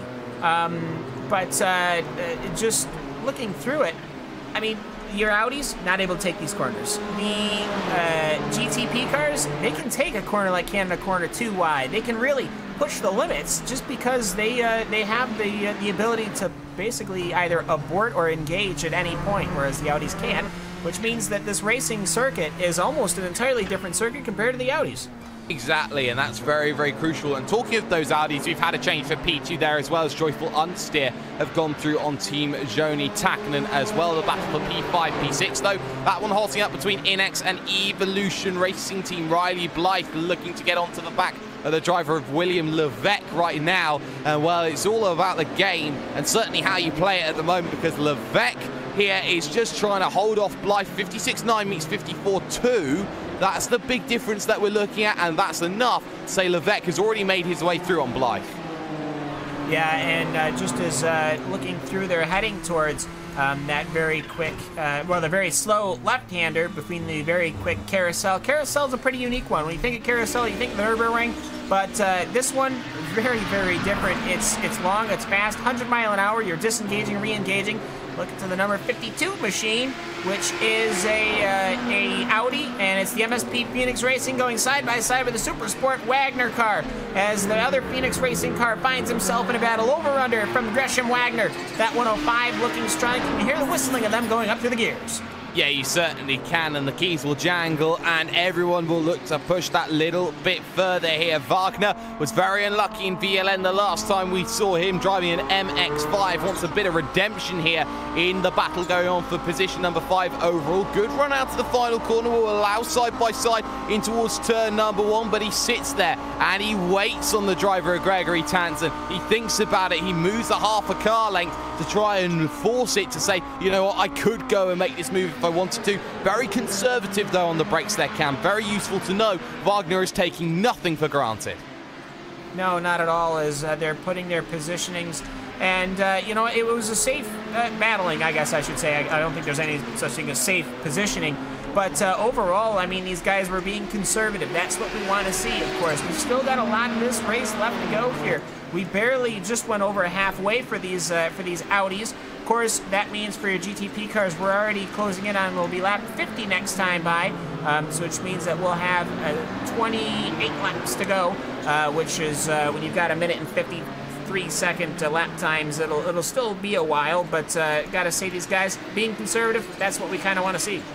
Yeah, it certainly is. There's no point trying to just go out for it hell for leather at this early stage. You've got to make sure that you bring the vehicle home. That's the most important thing about these special events. finishing is part of the prize itself. And again, Gresham Wagner very close coming out of the hurry downs. Now around the carousel, holds up the driver of Riley Blythe quite a little bit, and that's going to mean that he drops a very, very huge amount away. And that is about 3 seconds lost there, Cam, in the space of one very long carousel. Dives one down to the inside. How did he make that happen? Well, that is all downforce right there. These cars take that kink flat. And so these Audis, however, they're already under braking. So all Gregory Tansen had to do was brake more. All Riley Blythe had to do was maybe just go off throttle just a hair, maybe go on the brakes a little bit. Maybe put it down in gear, but either way, they're making that work. They got themselves through that traffic, which is a bit risky. We have seen it not pay off. And here comes Dustin Hickman. He's on the inside. This is a car that is many, many laps down, as he'll just suck up the draft and go right on by. But either way, Jake, it's getting to that point. I think people are starting to space themselves out. The guys that are brand new and incoming here, actually, I see a little bit of dust coming off of what'll be the kink, and the Team Highball car has had an incident. The number 28, Andrew Bakke. And there's a Prototype turned around as well, so it's all kicking off here, Cam. Yeah, Andrew Bakke, he ended up approaching the kink at 145 miles an hour, completely aborted the corner once he locked up, and he crashed into the wall doing about, I would say, maybe 90 miles an hour, yeah, 94 miles an hour. And 799. That's got the camel toe. Yeah, so that's the car that we just saw go by those GTO cars we were talking about. But well, either way, 2 cars that are going to be retired in both classes. Yeah, and that's going to be a massive, massive shame for what has happened there between those. And, well, when you get a massive incident like that, you just hope that everyone is going to be safe and playing. But 2 more incidents to add to a very, very difficult pile of wounded vehicles and damage repair bills. You have to feel that today finishing is going to be a premium, Cam. Absolutely, it is. Looks to me like the 41 Takkanen has gone around. And the Canada corner, did he have assistant? No, not at all. He just caught in the grass. I understand Audi Cross is coming, but it's an Audi Outer Cross. Audi Cross. That's a new term. We'll have to call it that in the future. But Auto Cross is not here in the iRacing service yet, Yoni. So take it easy. He lost the rear, and that means that Joyful Understeer has now gotten a big gap. But yeah, that Team Highball, I wanted to reference it, but I don't have a spot to do it, so we have to shoehorn it into this. But that Team Highball was, of course, a rotary RX-8 that raced for many, many, many years. But either way, Christian Coit will come in his Heisenbelt number 78 as he'll come off, and away Michael Schroedler, I would have to say, as the Heisenbelt number 78, Jake gets its service, gets a little bit of repairs, and it'll be off the way. This is the first I think we've seen of a GTP car making its final pit stop. It's very marginal here for this Heuzenfeld machine. They've got to go 27 laps on the final stretch of fuel, and that is going to be so difficult for them to do. If you thought that 26 was so difficult for Baz Schlob and the Gathering of Tweakers machine to manage, that's something just to keep your eye on. I'm not sure they can make it to the end. I think they're also going to go for the splash and dash. Yeah, perhaps. It is definitely... it's hard to judge how much fuel you're going to be using, going through traffic, going through everything else. If they can do these plans to have full race stints, they can do everything they need to do. But unfortunately, you just can't, there's nothing like the race. There's no amount of engineering you can do that'll replicate the race. So either way, Kei Kushumi, currently your leader. 22 seconds is Marcus Hamilton. 26 seconds is Fabrice Cornelius. 46 is that Heisenfeld Schroedler, William Levesque, and Riley Blythe. And then Nick Thyssen and Pit Demons Orange. Those are the cars that are on the lead lap right now in GTP. Jake, not a lot left standing after the start of this race. No, let's get some words out. Not a lot left standing at all. In fact, Schroedler is 1 lap down in the Team Heuzenfeld after making the final stop as things stand right now. But what you do have to feel is that in this situation, there are a lot of drivers who are feeling like they have something to prove, especially with the big announcement, Cam, of World's Fastest Gamer heading over to the iRacing service. That's going to be a big proving ground for a lot of drivers, and maybe even some that weren't even considering open formula.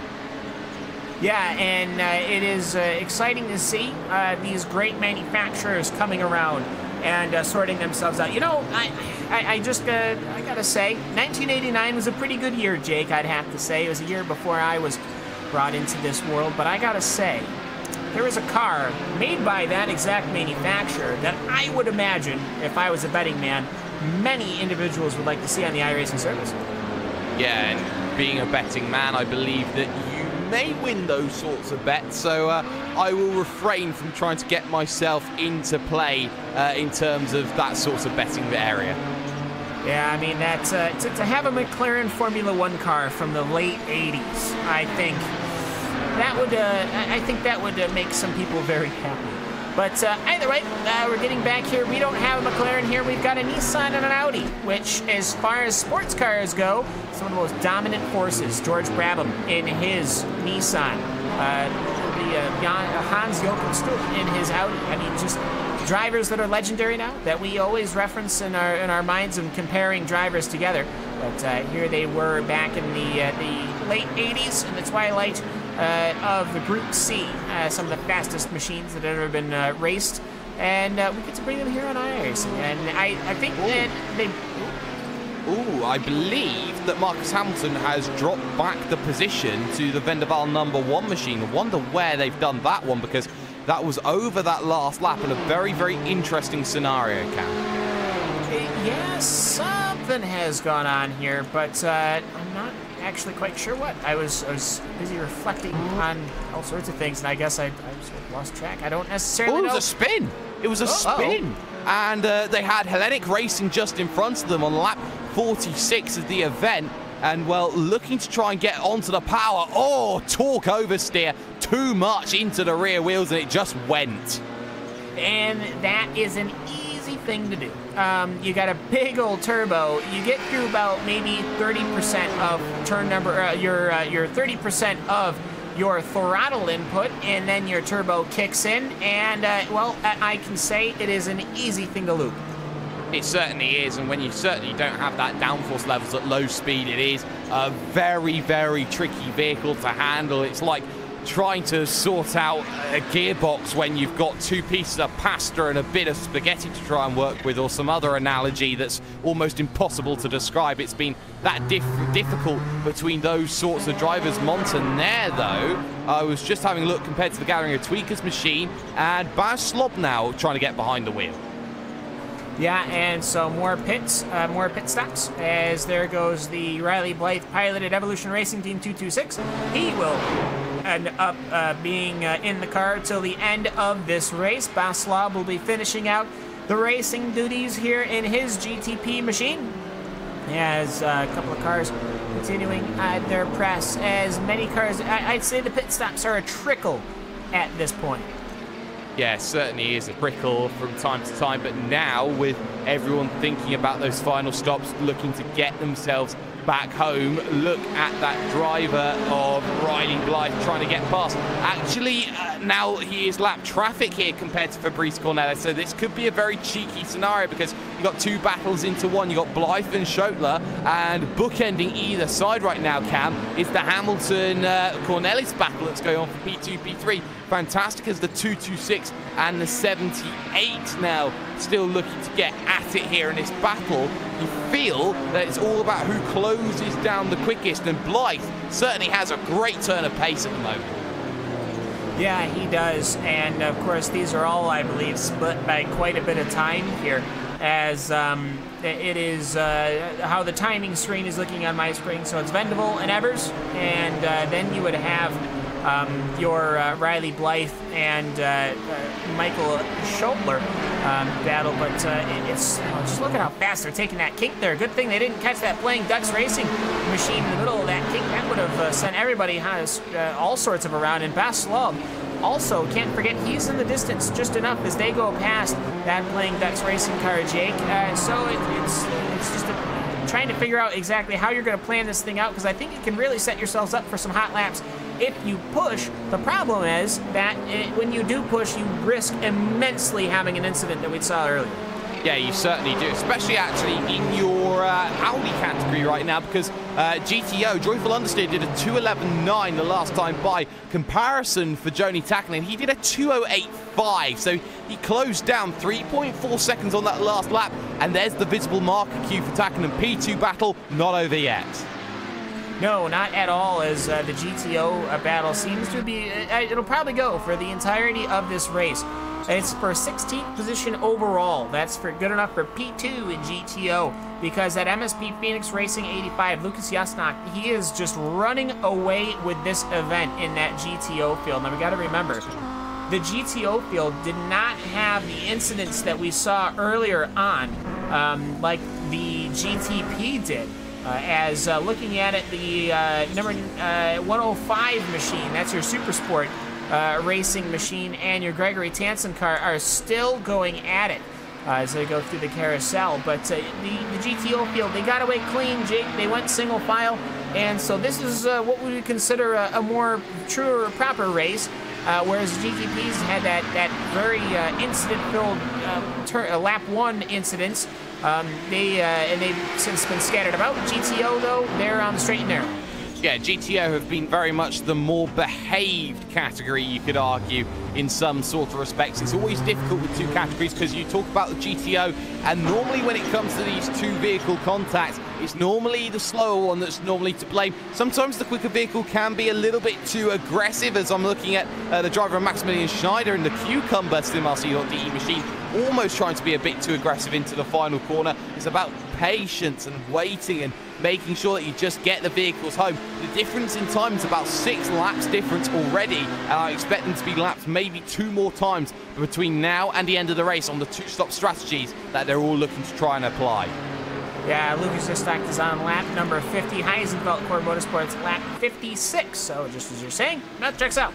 Either way, though, it won't be too long. Actually, car is off. Jamie Wilson, Team Chimera car. He has just gotten into that car. This lap, that Team Chimera car looping it. Will it have been on his own? Yes, it will entirely. And so Jamie Wilson's first lap, not necessarily the grandest of one, but I will say, Jake, he didn't damage the car. That's important. That's very important. He was all over that curb coming out of the hurry down section and heading towards the carousel. You do not want to be mounting any of these curbs, especially with the middle of this vehicle, especially with the Nissan and its center of gravity. The moment that you unsettle its center of gravity, it's pretty much going to want to turn itself around very, very quickly, as I'm still looking at the driver of Fabrice Cornelis, as he was struggling to get past Bob van Katwijk in the Bob van Katwijk team, and now Marcus Hamilton will now have to feel the same woes. Yes, he will. Meanwhile, the battle in GTO between Gresham Wagner and Gregory Tansen will come into view, as here comes Cornelius on the outside heading towards the kink. Is he going to get caught? Gresham Wagner's going to have to take the kink. He has to cut to the inside curb. If he wants any chance of making it, he will. The GTP cars of Riley Blythe and Marcus Hamilton have to back on off. They managed to work their way through, so GTO, GTP traffic working their way through. Here comes Marcus Hamilton on the brakes. He did not have to hold up at all through the kink.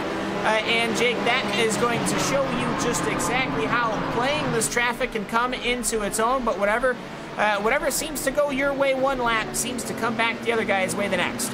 Yes, it certainly does. It's about trying to play that dance and making sure that you know when to tango and when you need to be a little bit more reserved. As down onto pit road, rolling its way in is the Audi Sport Team Gebrauchtwagen Plus machine. So now we're starting to see here the pit stop window open now for GTO, and that's going to be crucial as Hellenic Racing comes out. So when that 85 decides to dive down to pit road, that's going to be a very, very crucial factor overall in this race.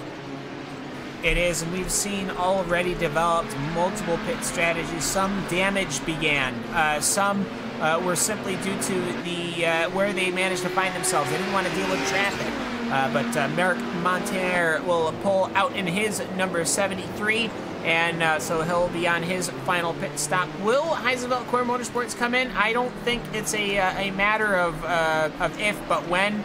Jake, that number 33 car has been out for a grand total of 14 laps.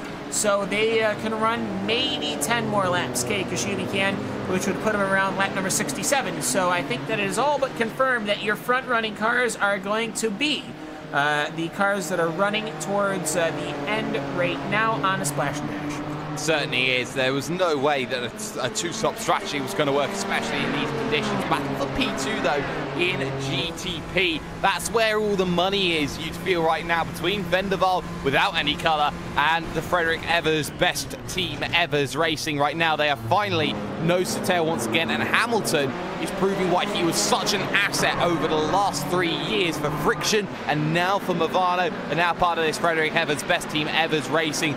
Sort of fun team, you could argue, in some respects, because Marcus Hamilton has been putting in the lap times that he needed to close down Cornelis, and now that gap of 0.8 of a second looks a lot less, and Cornelis, for the second time in this event now, is going to be under a lot of pressure. 0.4 of a second the gap. I can tell you right now, as yes, he is closing in very much. I can tell you, I feel really bad for Marcus Hamilton. The team name is Frederick Evers, best team Evers, but there's no Frederick Evers on the roster, so it's just Marcus Hamilton. So Marcus Hamilton, who is going to looking to take advantage of that the damaged car of Kamel as they will go side by side, but there's going to be another Audi, a little bit more traffic coming through. It's like a video game trying to pull through those really slow cars as they are battling. As Fabrice Cornelius will end up taking the position. This is a video game, by the way. As here comes Marcus Hamilton on the outside, which will then become the inside, going underneath the Corvette bridge. He will just use the heft of that Nissan GT ZX Turbo to sort of take the space away from a previous Cornelius. Cornelius will go down a position, but Willie will chuck it to the inside. He's going to have to leave room on the outside. Picks up a bunch of sand as Marcus Hamilton. Not like the Quattro, it can't just take off. They go into the carousel. Breathing room now, but they've got a couple of more GTO cars to go through. Yes, and that's P2, P3 in GTO being overtaken by P2, P3 in GTP. So these two still looking on this battle, but Cornelis now may start to drop back as Ove gets out of the way very nicely as they head their way through. But now it's about when they go through. Oh, big crash for Jürgen Frank in the CMRC.de Crimson Machine on the run towards the final corner, and that was a huge one for the 797. Yeah, 797 on the replay right now. The SimRC cars, they look great, but unfortunately, that only does so much for them. Cut the curbing. Nothing really else to say there, but Jürgen Frank going to continue in that racing machine, and will continue, will Marcus Hamilton to grow the gap between him and Fabrice Cornelius. And yes, here comes one GTO car, but his partner, Joyful Understeer, does not join him.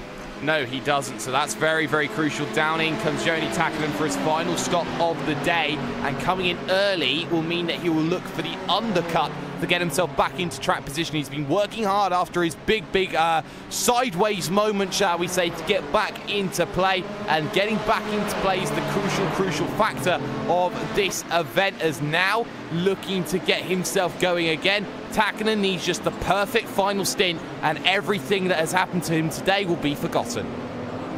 Yeah, and I mean, I will just say, some of these guys, I think they just went, you know what, we'll run it, and they just went with whatever team name that they had available. But some people are very clever, like your Team Highball and all that. But some just, I think Team 10-10-10-10, or whatever it is, that one was pretty good. I still don't know what Muriel was. Whatever it is, it's gone. I think they're barbecuing it in the back. But some of these team names, Jake, are pretty clever. Others, of course, your traditional, your INX, your Evolution Racing teams. But I will say, you know, I see there's a Team Bear Poke. When did they show up? Well, they've been here the entire race. They're running currently in 22nd position, which is good enough for 8th in your GTO. There's so many cars, it's been so difficult. But either way, Team Bear Pope getting service.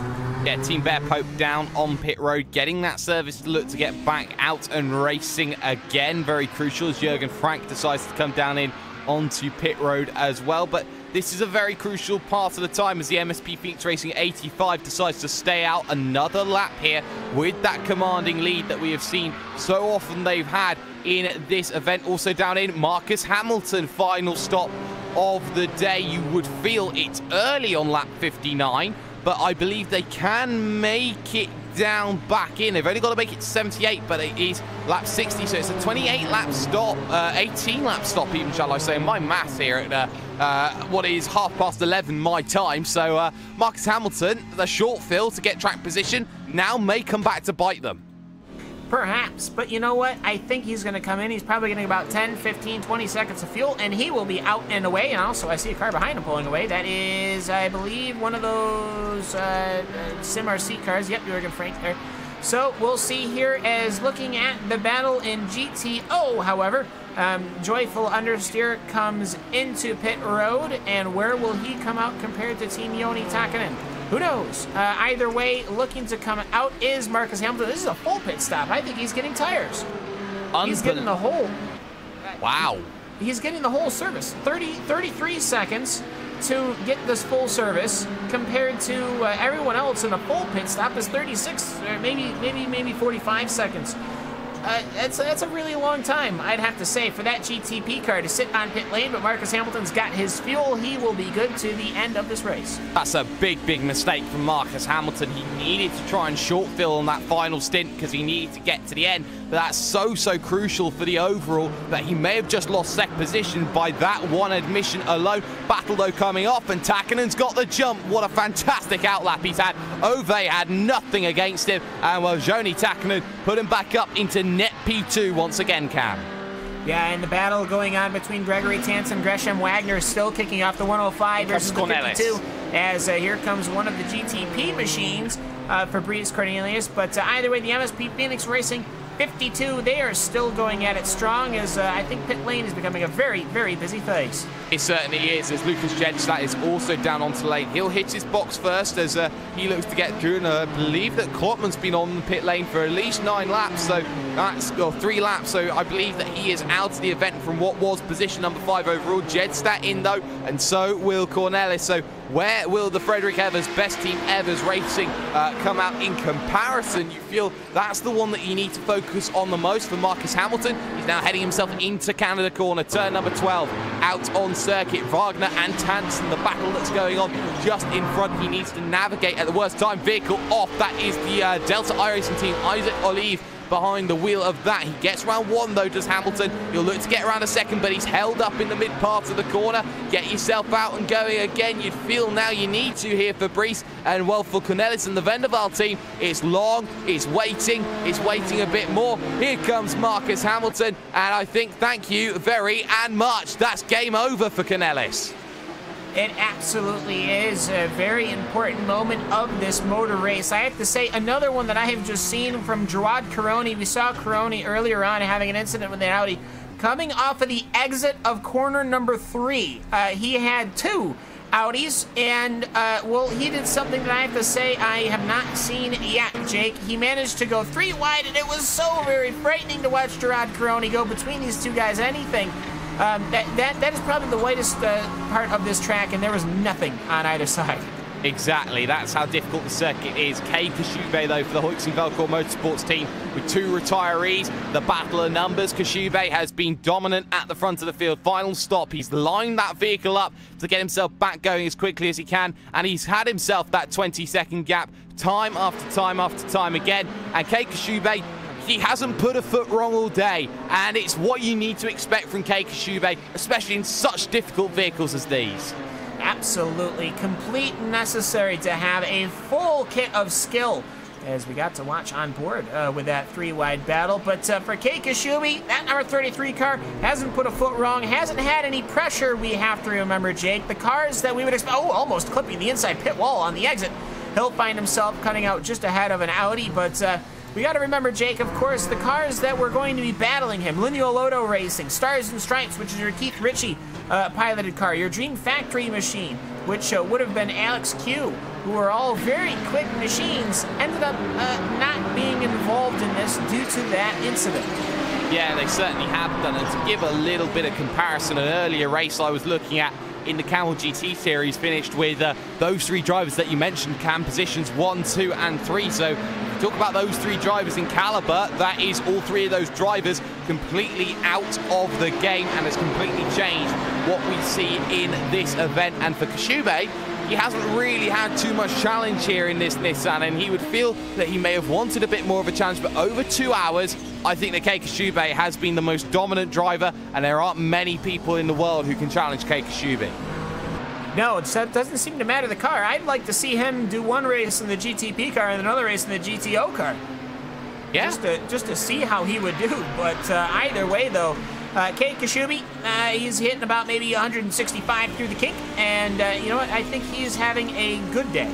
I don't think he would have liked to have seen in his mirrors, which, well, let's be real here, he really wouldn't have seen, because the mirrors on the GTP car are essentially non-existent. It is just thoughts and prayers, really, just control it, just as your spotter, because those mirrors are fairly useless. But either way, though, if he did manage to catch that incident developing on the exit of corner number 3 on lap 1, maybe he breathed a sigh of relief for a few seconds and then probably lamented it, because you know what, in watching the lead battles here, when you get the fastest guys in the series together and you really give them these cars and a track and a full field of Audis to work through, they can put on a darn good show. But I will say here at the Road America 500 on iRacing Live and RaceSpot TV, Jake, it has been at least a very decent show.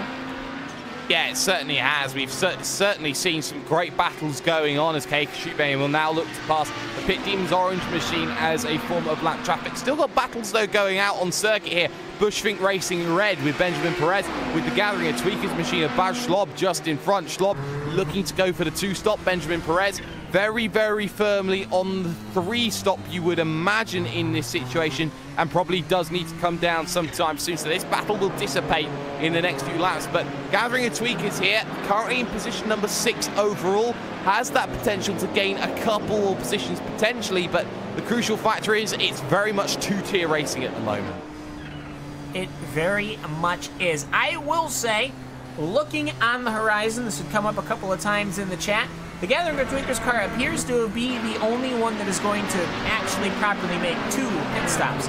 As looking, I believe the Gathering of Tweakers car is in dueling range of the Team Bushfink car. So that battle kicking off as they go past the GTO traffic of it'll be George Gruber and Yoni Hagner, 2 cars that are not fighting for position. But for Baz Schlob, that Gathering of Tweakers car, they came into pit. They've got 10 laps this time by, which will put them, that'll probably, if my math is correct, they've got another 15 laps of fuel with what will be about, I'd say, 13, 14 laps to go. Yeah, very well done from them. They have been a little bit slower, but what they've sacrificed in pace, they've certainly made up for, and being fuel whisperers here today, Cam, and you can't argue against that logic. They have been fantastic from first minute to last in the fact of saving fuel. The overall pace, though, that's something they've had to sacrifice in terms of this scenario, but something I do want to keep an eye out on is where drivers are coming out in comparison to other drivers right now, and you would feel after the final stop that I believe that Inex Racing have had, they have suddenly worked themselves up into a 4th position here. Yeah, and the 17 car, the Revolution Racing car, piloted by Elliott Skier, the Californian, normally an extremely quick driver. In the Audi, well, today, a bit tamed. I think when you get some of the fastest drivers in the iRacing service, and that is not, that's not us promoting, Jake. That is quite a very literal assessment. Some of the fastest drivers in the entirety of the iRacing service here today. You know, some of the series specialists, like Elliott Skier, perhaps a little bit pushed to the side, just simply because they're just so skilled, those fast guys. But Elliott putting on a good show. The Californian, he used to run in the Kamel GT series that we used to run on RaceSpot TV for the very first season. But oddly enough, funny thing, he actually had to cease racing with the series because of the hour change. The change from Eastern Standard to Eastern Daylight shifted the hour to where out in California he was still at work.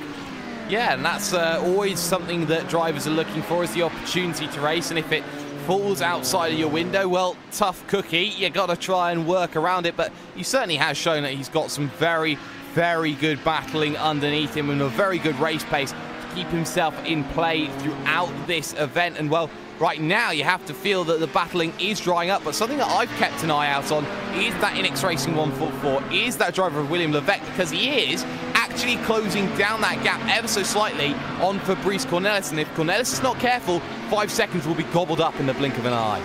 Oh, it certainly can. One car you catch at the kink, and it's, you know, it over just like that. Battle right now between Team Bear Pope and Plain Ducks Racing Mifcom number 3 from Bastien Remis. He pulls alongside Casey J. Seymour. Casey J. Seymour, another regular in the Kamel GT series, as they'll continue to go side by side through what will be the last couple of corners here. He'll have the position over Bastien Remis, and he will go now through into the final corner, corner number 14. So you know what? Let's go Race Spot TV fan immersion on the number 11. The position 23, which is good enough for about P10 in the Audi. He will look to get past Casey J. Seymour in the Team Bear Pope car, and we'll go Race Spot TV fan immersion.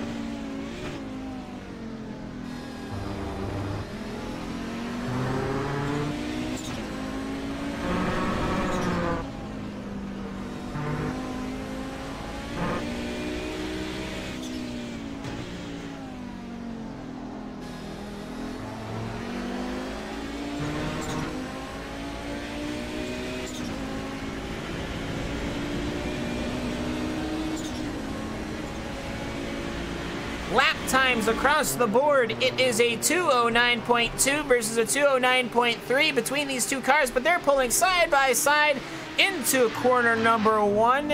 And Bastien Remis will have the position, but for now, but here comes Casey J. Seymour once again. He'll have to back out. And Jake, we have an engine expiring on the racing circuit. Yeah, we certainly do here, and it's Van Katchwijk who has been caught out by it. It was a blow towards the hurry downs, and well, that's going to be not a hurry down, but a slow down, and that's going to be the end of Van Katchwijk's race there. And what a shame, because he was running a very, very consistent pace there in the middle of the pack, and well, it's going to be all she wrote. Indeed, this battle's still rolling on between Bastien Remis and Casey J. Seymour. They've passed each other like 3 times. We picked a great time to pick up on this battle. Again, it's for 22nd overall, but it's for 8th, well, for 7th. On the racing circuit for GTO, and these guys are seriously going at it. And I have to say, these GTO cars, when they're just here, if we had a race where it was just the GTO cars, I think we would have an amazing race. If we had just the GTP cars, I think we could have an amazing race. When you put them together, it becomes a very interesting race because everyone has to fight around each other, but sometimes these GTO cars, they get a little lost compared to the GTP fighting.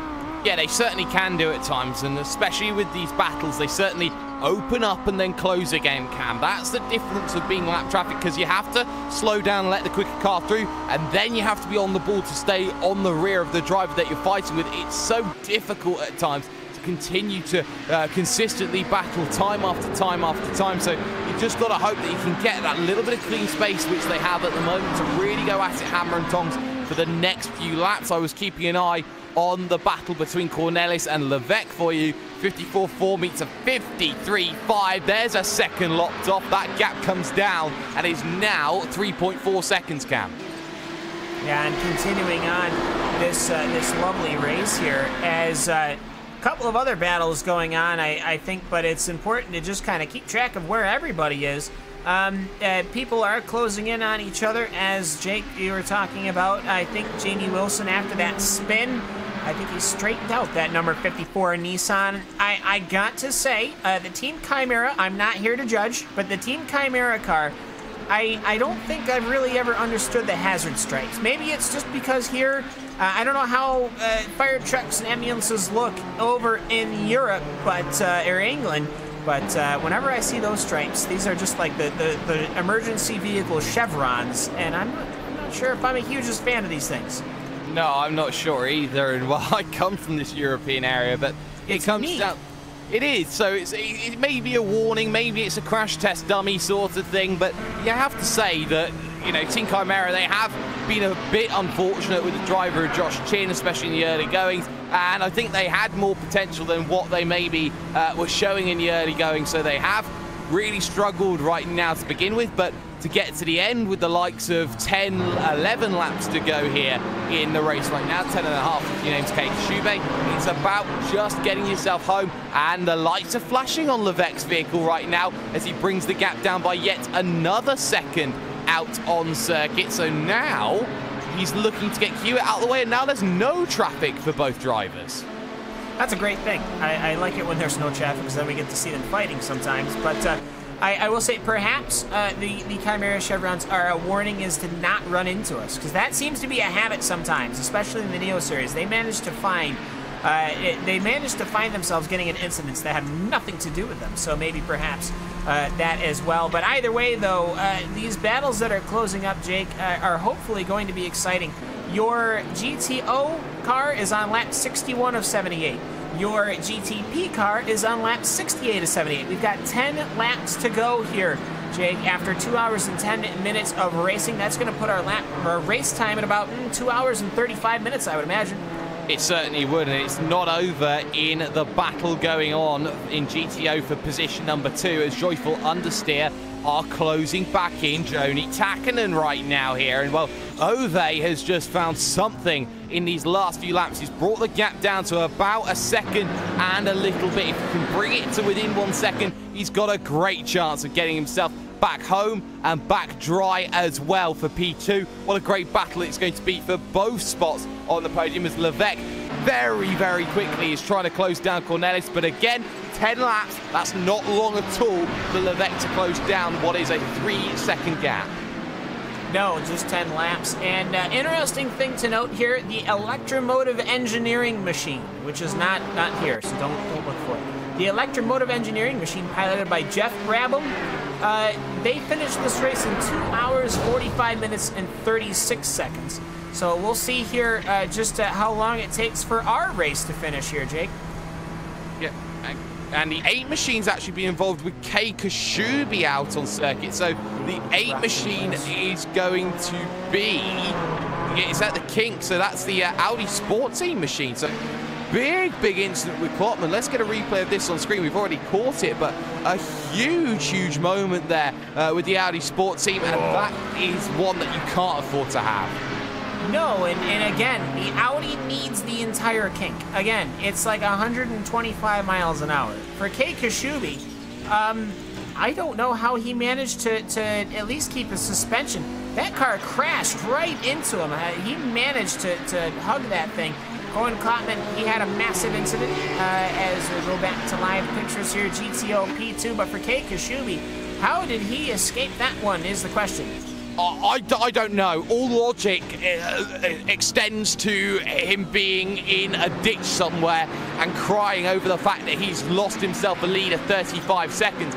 Not this time. He's got away with one, and he is so lucky that he has done, because all logic intended for that to be damage. And well, I hope there isn't any karma in sorts of forms at times, but you know, to still have that lead, it's a mystery battle for P2 though. Takkanen is now under a lot, and I mean a lot, of pressure right now from Ovi. Yeah, that number 41 Audi is not in trouble. The lap times are very consistent, I'd have to say, but they're very not as quick. I can't say slow. They're not slow. Nobody is slow in top split here. But they just are losing time hand over fist. Joni Takkonen is to Ovi Trengarids, as Trengarids, the Scandinavian driver, is hunting down Joni Takkonen, the Finnish driver. So battle of, if I'm correct, the Scandinavia being what would be considered in the Nordic battle group, but the Nordic, the battle of the Nordic drivers here, and you know what? That's, I think, very proper. This car seems to have been a big hit with the Audi Sport team that ran these cars, and they were in part to the drivers from that area, from those areas. Yeah, they certainly have been, and that battle is fantastic. Keep an eye also on the P3, P4 battle in GTP. That's down to 1.2 seconds, and Levesque is closing like a man possessed. But the 41, side by side they'll go. Ovi to the inside at turn 1, and thank you very much. P2 is his for now. For now, nobody will try into corner number 3. You don't try into corner number 3 because you end up ruining your run into the corner number 5. Now, how do you get from corner number 3 to corner number 5? There is the most mildest of, I wouldn't even call it a turn. You're not even really turning directly. You're just shifting the weight of the car, really. That head down towards corner number 5. Nobody said that America was perfect. I certainly don't believe that, especially in today's world. But you know what? One thing that we don't do very well, Jake, is turn lane. Oh my word, and Levesque with the big change of direction goes down to the outside to make the move. Holds on the outside, big oversteer moment for Canellis, and he loses the position. Levesque with the pass of the century, and the Canadian, oh Canada, has done it at Canada corner. Maybe the Canadians could do better at naming the numbers, but either way, though, William Levesque doing an amazing job to shift the momentum of that car. Speaking of Canada, well, it's the Canadian making it happen in the Canada corner. He makes it work, and Fabrice Cornelius, he has time, though. He has time to recover, though he is down by about, I'd have to say, a second. It's a full second between the number 144 William Levesque and Fabrice Cornelius, but either way, though, I think at this point it's pretty clear Marcus Hamilton is going to get away with position number 2 unless something happens, so might as well go for it. Might as well fight for those positions. You called it, Jake. William Levesque was closing in. Now he's gotten by. He certainly has. I don't think he'll catch Frederick Evers, best team Evers racing with Marcus Hamilton behind the wheel, but don't count out this battle here in P2 GTO, because Takkonen, although he was dropping back, he now has the toe, which is the great equalizer around this circuit, even though he was dropping off a bit. Just compare the lap times between the two. 2:08.8 beats 2:08.1. That was including the overtake. This next lap is going to be so crucial for these two drivers. And I will say, your leader, a 153.007. Your car in position number 3, a 153. So Levesque is driving faster, but he's got a long time to catch up. I mean, we've got, it will be 4 laps to go this time, as Kei Kashubi has gone across the start-finish line. And I have to wonder, 7 laps to go? No? 78 lap race, Cam. 78, so it's 4. Okay, yeah, okay, all right. So either way, though, it is getting to be that time where the time is starting to get to the point where you can't really make it up a 10-second gap. Doesn't matter how fast you are, in case somebody makes a mistake going through the traffic. And alternatively, for the battling that we've seen in GTO, if the GTPs have an effect on this race, that will be very unfortunate. But I will say, we still have fighting for the podium going on in GTO. Yeah, we certainly do. It's a brilliant fight indeed, as Ove is looking to try and just break away and just try and just get Joni Takkonen off of his rear end, and it is seeming to work right now. Takkonen is falling back, and that might just be enough from now to the end of the race that P2 is out of sight for the driver of Joni Takkonen. Well, Ove, you have to say hats off to him, a driver that not many people would have thought had a really good opportunity, but my, is he proving himself here today with a P2 finish. Yeah, he absolutely is, and just a little bit on the radar here. The number 4 car, Frederick Evers, best team Evers, Marcus Hamilton machine, might be fuel saving. I don't know. It's just a bit of a hunch. Let me take a look at the numbers here. 12 laps in. No, I mean, he had a 33-second pit stop. He should have fuel to the finish. That shouldn't be a worry. But a 154.2, perhaps traffic influence. iNext Racing is number 144, a 152.6. Fastest car on track. Fastest car on track indeed, Jake. And, you know, well, we said it was 10 seconds. I didn't think there was enough time. I mean, he keeps closing down the gap here. We might have a fight for P2 at the end of this. A second and a half every single lap here for what is going to be the next 5 laps, or 6 laps even, out on circuit. He's got to have perfect traffic, which he's not got right now. He moves to the inside, so he is behaving, but he is offline now for this Bill Mitchell bend with Bastien Ramiz and the Playing Ducks Racing Mifcom 3 machine. It's got to be a second and a half from now to the end of this race, because that gap was at about 7.5 seconds, so Levesque will look to cross the line around about now, and he does himself a 153.8. Compare that to the 54.2, 0.4 of a second. That's not going to cut it, and now that gap is ever longer. I believe Levesque is too far back. A massive slide from the rears, just stint lengths. These tires should all be fine, so no need to worry about that. But the Gotta say, looking up to the front, 73 laps complete for the Heisenbelt Core Motorsports machine. 37 seconds is the distance between position number 1 and position number 2. Down in GTO, currently it is still MSP Phoenix Racing 85. He broke away. He now has a 47-second gap. That is a massive amount of distance between Lucas Yestok and position number 2's vehicle of Ove Trengarid. And then, of course, Joni Takanen in third. These guys are right close to each other, Jake, so we've still got to fight for the podium. And if anything were to go wrong, 11 seconds back is MSP's Phoenix 52 car. So if any one of these guys have an issue or an incident, we might have two MSP Phoenix cars on the podium in GTO. And what a great result that would be for the MSP German team outlet as they look to try and close down those gaps. But for Takanen, he's keeping himself in play. 2:08.2 again, meets a 2:08.3, gained a 1/10 of a second. Part of that was down to the lap traffic, so in terms of Takanen, what he wants, he's got to just play smart. Now here comes the vehicle now heading itself through. That will be Banschlob and the Gathering of Tweakers machine. That will look to try and push the vehicle of Trengarid out of the way, but Trengarid is now having to dictate his own traffic right now and do what he wants to do rather than what the GTPs want to do, and that's very crucial because Takanen knows that it's perfect driving right now from Trengarid. Yeah, absolutely, and I think the GTP field has gotten strung out enough to where you're only dealing with an occasional interruption. Normally, early on in the race, we were dealing with cars every lap, both sides, 3 wide. But nowadays, it has gotten a little bit clearer with how many GTPs have retired, which has been many. It's gotten to that point where, you know what, these GTO drivers can really focus on their lines. That's why we've been seeing such a great battle for position 2 and 3. Meanwhile, Frederick Evers, last lap was a 154.3, iNext a 154.0, so 0.3, but still quite the gap. That is a grand total, I believe, of 6.9. Yeah, 6.5, 6.9. So, and then between him and iNext Racing, it's only 4 seconds. So, iNext Racing, though, that has been a great second half performance for that 144, Jake. It certainly has. Started in 8th, made its progress up through the field. In fact, you have to actually give kudos actually to the Evolution Racing team as well, because they're in P5, started 22nd out on the grid, plus 17 in your GTP. If there's a driver of the day candidate, Riley Blythe surely has to be one of them. Certainly drove around that wreck, but the battle for P2 in GTO still kicking off here. Oh, Trengarid?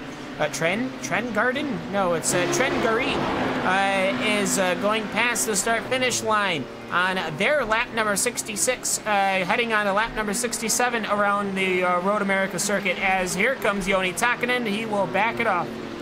And no surprise there. You don't want to go too wide into corner number 1. Corner number 1 seems to be very bad for these Audi cars. They just don't seem to be able to really be able to throw it in there like those GTP cars. No, they certainly can't with not long left. Takanen needs to find the killer blow to make sure that there is no chance of respite for Trengaride. He's there waiting and he's moving along with him. The weaving starts to begin and only light movements here from Ove, who is racing very clean. Takkanen thinks about it but thinks against it. Big wiggle as he tries to turn in. Is that driver of Ove, Trengaride right now. Traffic behind them has to worry. Jürgen Frank, CMRC.de Crimson. Takkanen has a look up into 7 and again is unable to make anything happen. 152.7 driver William Levesque, that INX Racing 144, working his way around some traffic. He has had a barnstormer. He took off almost 2 full seconds from Frederick Evers' best Team Evers car. And if he can keep that pace up, my goodness, are we going to have an explosive finish to this race? Hopefully not literally. But either way, though, good racing for position number 2 in GTO as well. Whoever's sitting on that second position in the podium is going to feel like they came away with a race win because of just how much action they have had to deal with here, Jake. Yeah, they certainly do. And well, for the driver of William Levesque, it's now 1.3 seconds a lap. He must close on Marcus Hamilton, and what a drive this would be for William Levesque to get back to position number 2 in this scenario. And Levesque is just leaving everything on the circuit, and Hamilton has caught the P2 battle, so he's going to be held up now through this final corner. That's crucial. He now gets himself going because he's got no control over his destiny. That was all in Ove's hands, and Levesque will close another 2 seconds and will have the more favorable part of the circuit to go close that down. The gap, it was at 4 seconds. Now, look at that gap right now, 152.9. That will close down a lot on a 55.6. Yeah, I mean, it is a massive gap that has developed. And here comes William Levesque. This is actually a bad section to catch these cars. This is going to end up ruining. Oh, he'll go as hard on the brakes onto the inside. That'll sort of ruin his exit onto the second longest straight here at Road America as he works his way down under the Sargento Bridge. And looking at Marcus Hamilton, he's actually going to catch Jason Marshall of the MXS Racing Team in a very bad position. He's just waiting and waiting and waiting. Now, to be fair, this section shouldn't be that bad. The Audi has a good exit. Marcus Hamilton goes to the inside, so he has only lost a little bit. But William Levesque, that is just getting bigger and bigger, Jake, in the mirrors of Marcus Hamilton's GTP car. He can actually see him. The visible evidence is there. Hard down to the inside then at the end of the hurry downs, and he makes sure that he gets himself that position on Marichal. Now he has the ideal line heading through the carousel, and Hamilton will be feeling the pressure as he has done so many times before in his long and storied sim racing career. William Levesque is closing down that gap, and Inex, after what was a very good 2016 as well, like Hoytingveld, have started to dial back a bit in 2017. This would be a great second place if they can get that. Also the back for P2 in PTO, or whatever it's called right now. I'm not really too fussed. Takkanen's dropping back again, but it's now on Levesque's shoulders, and there's just 2 laps to go. Grand Touring Open, my friend. Grand Touring Open. But either way, or no, actually I lied. That's not it. It's GTO for GT Over, which is over, I believe it was like 2-liter displacement or something like that. And GTU was like 2-liter under displacement. Either way, that's completely irrelevant. We have got a great battles. We got the battle of the podiums here. The leaders have sort of worked their way through as we're closing in on what will be coming the last lap, as Kei Kashubi is on lap number 77. Of 78. He's working his way right now under the Speedville Bridge to the carousel. So next time by will be the white flag. Tick-tock, tick-tock, time is going down. Marcus Hamilton, though, he seems to have enough of a gap, Jake, but anything could happen, especially when traffic comes afoot. It certainly does, and looking down the road, SR Racing is there. Jürgen Frank also there. I don't think they'll catch Frank, but certainly San Rosamond, they will certainly catch, and Hamilton will have to navigate that first 0.8 of a second a lap for Levesque to have that big opportunity, and he closed a second on that last lap, so he is doing enough in his situation. For Hamilton, he knows he's just got to get the traffic in the perfect position. The carousel, that's not too bad, having to take that outside line. It depends on where he catches, because he now tracks out wide, goes around the outside and takes that position. But in comparison for Levesque, he'll catch him on the exit of the corner, get all of that power, and will get him just before the kink, use all of it. White flag in the air, and 1 lap to go for Kei Kashubi. Kei Kashubi, he has gone across the start-finish line. This is lap number 78 as he works his way through corner number 3. 78 laps ago, there was a major conflagration here, and he got away. Nobody has had the answers for Kei Kashubi, and he will look to secure his victory here in the Road America 500 with the Kamel Series here on iRacing Live and Race Spot TV. Meanwhile, though, the battles for the podiums still going on. Frederick Evers will take the white flag here in GTP as here comes Frederick Evers, the team, and Marcus Hamilton, the driver. 153.3, great counter lap. As actually Marcus Hamilton was faster that last time by perhaps the fuel savings paid off. Hamilton now has the tow, but Lucas Yasnak, he is your leader in GTO. He has been leading for basically the entirety of this race. 8 laps the difference between GTP and GTO. And here comes Lucas Yasnak down to the Corvette bridge. That MSP Racing Phoenix car basically unchallenged for the majority of the race as Joyful Understeer and Joni Takkanen take the white flag here. They are looking to close this race off. And here comes, as one car goes off and is heavily damaged, Kei Kashubi looks to come through to finish out his laps here at Road America. He has only got a few corners to go. 13A, corner number 14. He's got an open track in front of him, and Kei Kashubi, all he needs to do is go up that massive hill to complete the 4-mile circuit. It will be Kei Kashubi, the lights flashing on his Nissan GTP ZX Turbo, and Kei Kashubi with the Heisenfeld Core Motorsports number 33 will take victory here at the Road America 500.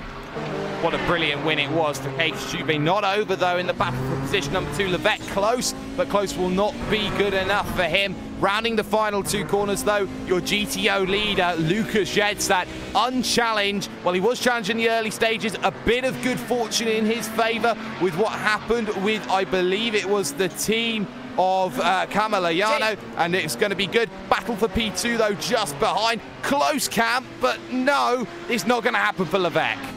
It's not going to happen for Levesque, but Joyful Understeer has had an incident, which means that it will be, it should be Joni Takkanen taking position number 2 in the last lap, as I don't know what's happened with this car.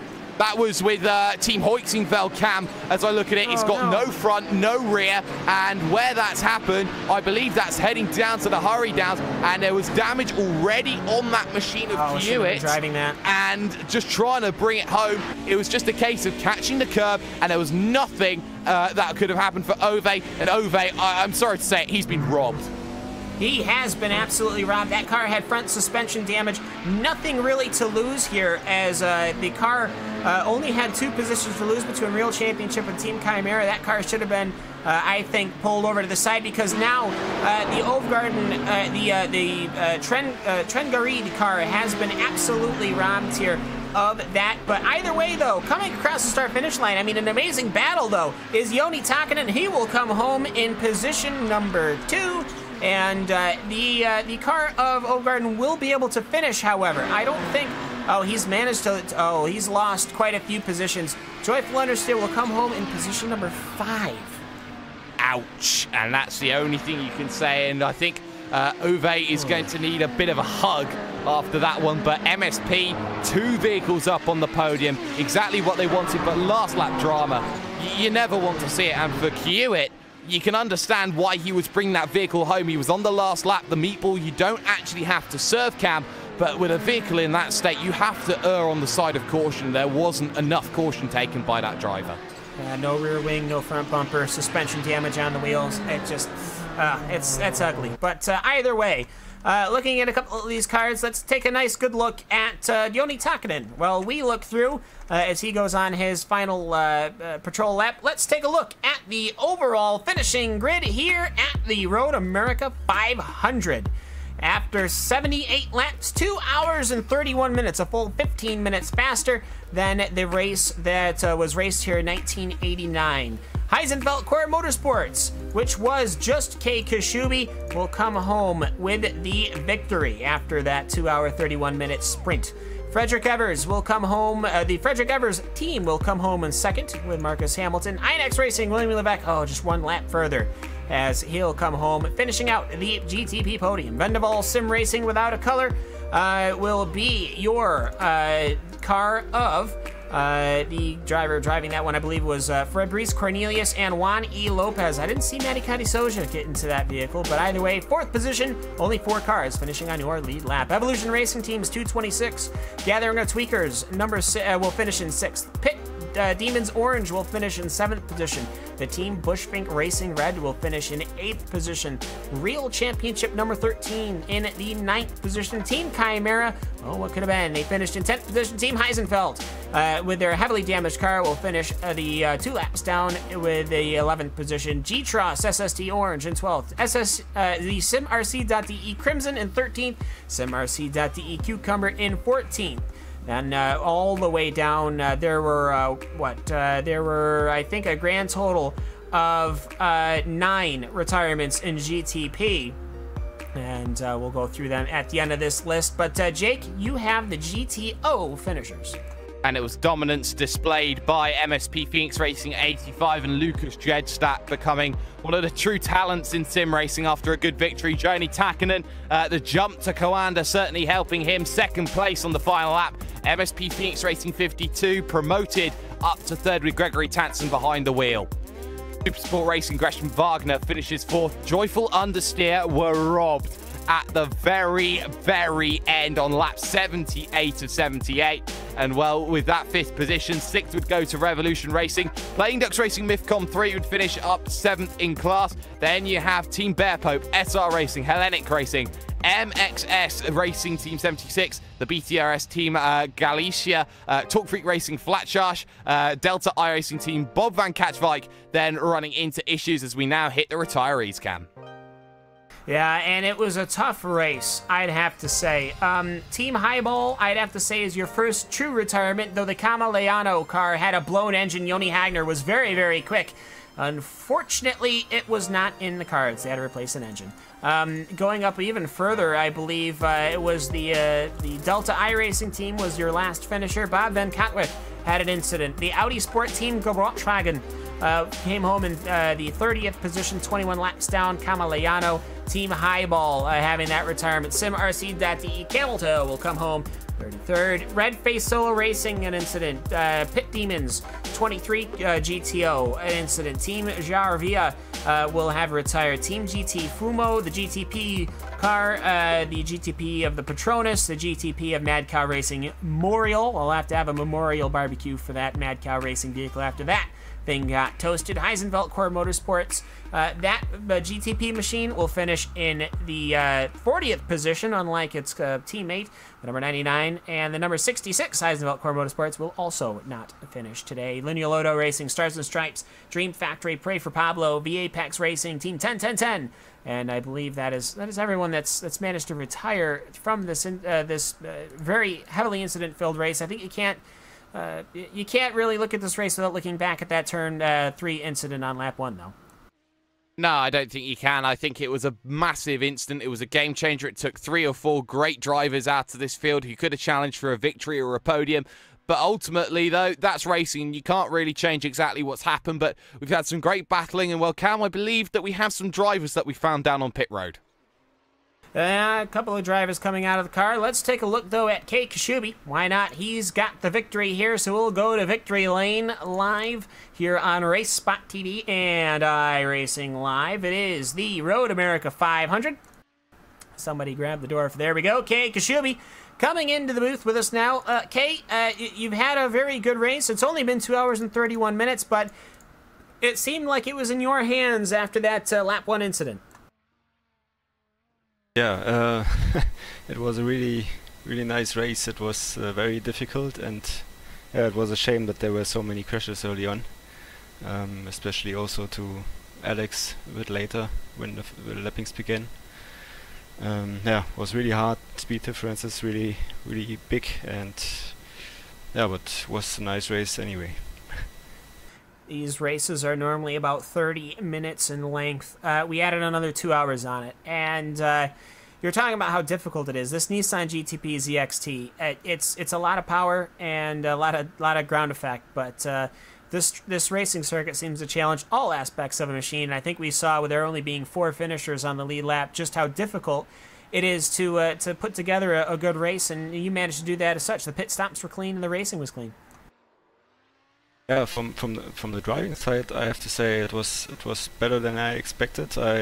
Normally I don't drive this car. I should do more often. It's really great, but the really difficult thing was really the multi-class aspect, the difference between the classes, and yeah, the way how this difference evolves through a turn, because on the exit the Audi is very fast, but from braking to apex there is a huge difference in speed, so sometimes it was difficult to judge. So yeah, sorry to everyone I caused trouble. Yeah, either way though, this is kind of the first big event that we've really had with these Kamel GT cars. Overall though, I mean, it's difficult when you got a 15-second a lap difference here.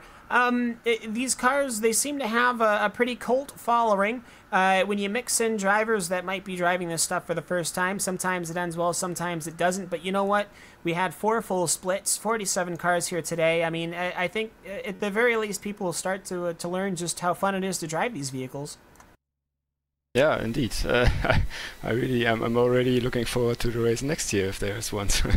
We should really drive these cars more often. They are so much fun. I drove the Audi as well, but the Nissan is, from my side, even better. So yeah, it was just a great event from my side. Yeah, and I will say, I don't have pretty much any say at all. I don't even have any say here in this room, but if I ever manage to find my my way in front of that big whiteboard with the in progress events for next year, I'm going to try to put at least one Kamel GT race in there, because I have to say this was a good time despite the incidents. But Kay, is there anybody you would like to give a shout out to or thank before we let you go rest up? Yeah, thank you. Of course, thank you to the team, especially to our supporters, Heusingfeld Engineering and VTech. It's really great, and also congratulations to everyone who finished, and Lucas who finished first in the Audi class. Thank you. That's Kay Kashubi, of course. The number 33 Heisenfeld Core Motorsports car came here with a 3-car effort. 2 retirements, 1, however, is in victory lane. Kay, thanks so very much for hopping in with us. Thank you. Goodbye. And next we are going to go with Jake Sperry. He is going to be alongside Lucas Jastak and Gregory Tansen. Might as well bring them in together. But either way, we'll probably start with Lucas Jastak. But Jake, take it away. Yeah, certainly. I found both of the MSP Phoenix Racing drivers, P1 and P3 in GTO categories. Lucas, I'll come to you first on this because your day was quite plain sailing, we'd say, but the early stages you found yourself in a very, very difficult battle with the Camilliano team, with drivers like Joni Hagner there, part of the fragment, shall we say, of Glacier Racing. How difficult was it in the early stages, especially with the sheer volume of traffic that was trying to make its way through? Yeah, you're right. It was very difficult in the first stages of the race. I had as you say, I had a great battle with Joni. It's a shame that they, I don't know what happened, but I think they had a collision with the GTP car. So that's a shame. It was a great race for the first hour, lots of adrenaline, and after that, yeah, bit more easy. But with this car, you have to stay awake. It's not easy to drive it for 2 hours without a mistake. So I settled down a bit. Maybe I could have gone a bit faster, but I think was enough today, and really happy with the result. You certainly have to be, especially with the fact that you got yourself a victory by such a margin, over 45 seconds between where you were at the start and where you were at the end of the race. Were you feeling that maybe that you had the ability to tone down, that maybe mistakes were going to be less of a factor if you just took your foot off the throttle a little bit, or were you thinking about going flat out from where you were to the end of the event? Yeah, it's not so easy for me. I always find myself making small mistakes when I say, okay, now I can calm down a bit and go a bit slower to a 3/10 per lap. Then I find myself making mistakes. So just keep pushing, nothing risky, and it went well. I can't complain today. You certainly can't. And well, Gregory, I'm going to come to you now because you had yourself a great battle up and down the field, especially with the super sport racing machine of Gresham Wagner. So for yourself, you certainly had yourself a lovely day of racing, shall we say? Yes, it was really, really fun. Great racing. It was really, really close at the end. He was almost identical at the identical pace like me. When I made a mistake, he made a mistake. When I got a fast lap, he got a fast lap, and it was really great until the end. And I have to say, this event overall, it was a great event. It was really, really fun. The car is absolutely blast to the drive, and yeah, I think it was a really, really great day also for MSP Phoenix Racing, P1 and P3. I'd like to see that more often in the future. I'm certainly sure that there are a lot of opportunities, but Gregory, on that final lap, you were looking at maybe position number 4, the final lap. That threw up a few surprises of what happened to the joyful understeer team. No understeer in their sense. They got unfortunately taken out, but P3 to inherit it, to get yourself 2 vehicles on the podium, that's got to make your sponsors very happy. Yes, of course. We didn't expect this result. And yeah, sure, it was a bit lucky that I got the P3 at the end. I didn't know until my teammate, my spotter, told me so. That was really funny. I thought I was P4, and then, surprise, I was P3. Yeah, that was really great. I want to thank the team for this great support, and also my teammate, who deserved this win. He is such a great driver, such a great friend, and yeah, he deserved this one. Certainly. Thanks. Well, flattery of being very, very useful here between 2 very good teammates. But before we let you 2 guys go, any shout-outs you'd like to give, any thank yous? I would like to thank all of my teammates, as Gregory said, and our sponsors, iArt mainly, and the real what do I say? The real Phoenix Racing team, who raced today at Zandvoort and at the VLN. Great results there too. So big shout out to them. Great guys. Pretty much all that needs to be said. Lucas Jedsat, a race victory. Gregory Tansen, a position number 3. And Phoenix Racing, well, they've certainly been reborn over this last year, Cam. They have got themselves a monumental result in the world of sim racing. Yeah, absolutely. This is the very first time that we've had a Kamel GT Series event here on the iRacing World Tour. And I gotta say, man, was this entertaining. I wish, of course, we didn't have that early incident. I think I wish we could have perhaps not had as many incidents. But you know what? This is a specialist's car, and as shown by just who came away with the victories, very, very good drivers that definitely know their way around any automobile. But either way, I believe, Jake, that this is probably going to be it for us from the Road America circuit. We'll probably get that music queued on up, and we'll probably start saying our goodbyes. But Jake, anything you think this whole race, first time Kamel GT Series, Road America, great track, great series, and some great battling? Oh, it certainly was. You can't ask for anything better than what we've seen today. Although the battles for the race lead were very formulaic towards the end, we had great drama throughout the field from first minute to last. And, well, you can't argue for anything more. And tomorrow, well, there's going to be at least one more race that's going to be there. And that will be, of course, the iRacing Grand Prix Series happening from Phillip Island. Absolutely. And so we'll just start running through it. RaceSpot TV is, of course, the production that is bringing this to you on iRacing Live, the iRacing.com YouTube page. Of course, catch all of your great action on iRacing Live. Myself, Cam Walsh, Jake Sperry, next to me, Paul Smith, bringing us all of the action, the cameras, the replays, all of the good stuff. Istvan Balo with the camera designs, Andwern Design with the graphics package, and ATVO with the Actioneer. bringing us, allowing us to have such great overlays. This has been, of course, a RaceBot TV production. Thanks for making us part of your day wherever you may be or whenever you may be listening to us. So, from Road America, it's the 1989 vehicles, and boy, did they put on a show. Well, thank you, and we will see you all next time, whenever that may be. So, from Road America for the World Tour iRacing Series, the Road America 500 comes to a final conclusion. We bid you all farewell, and so long for now.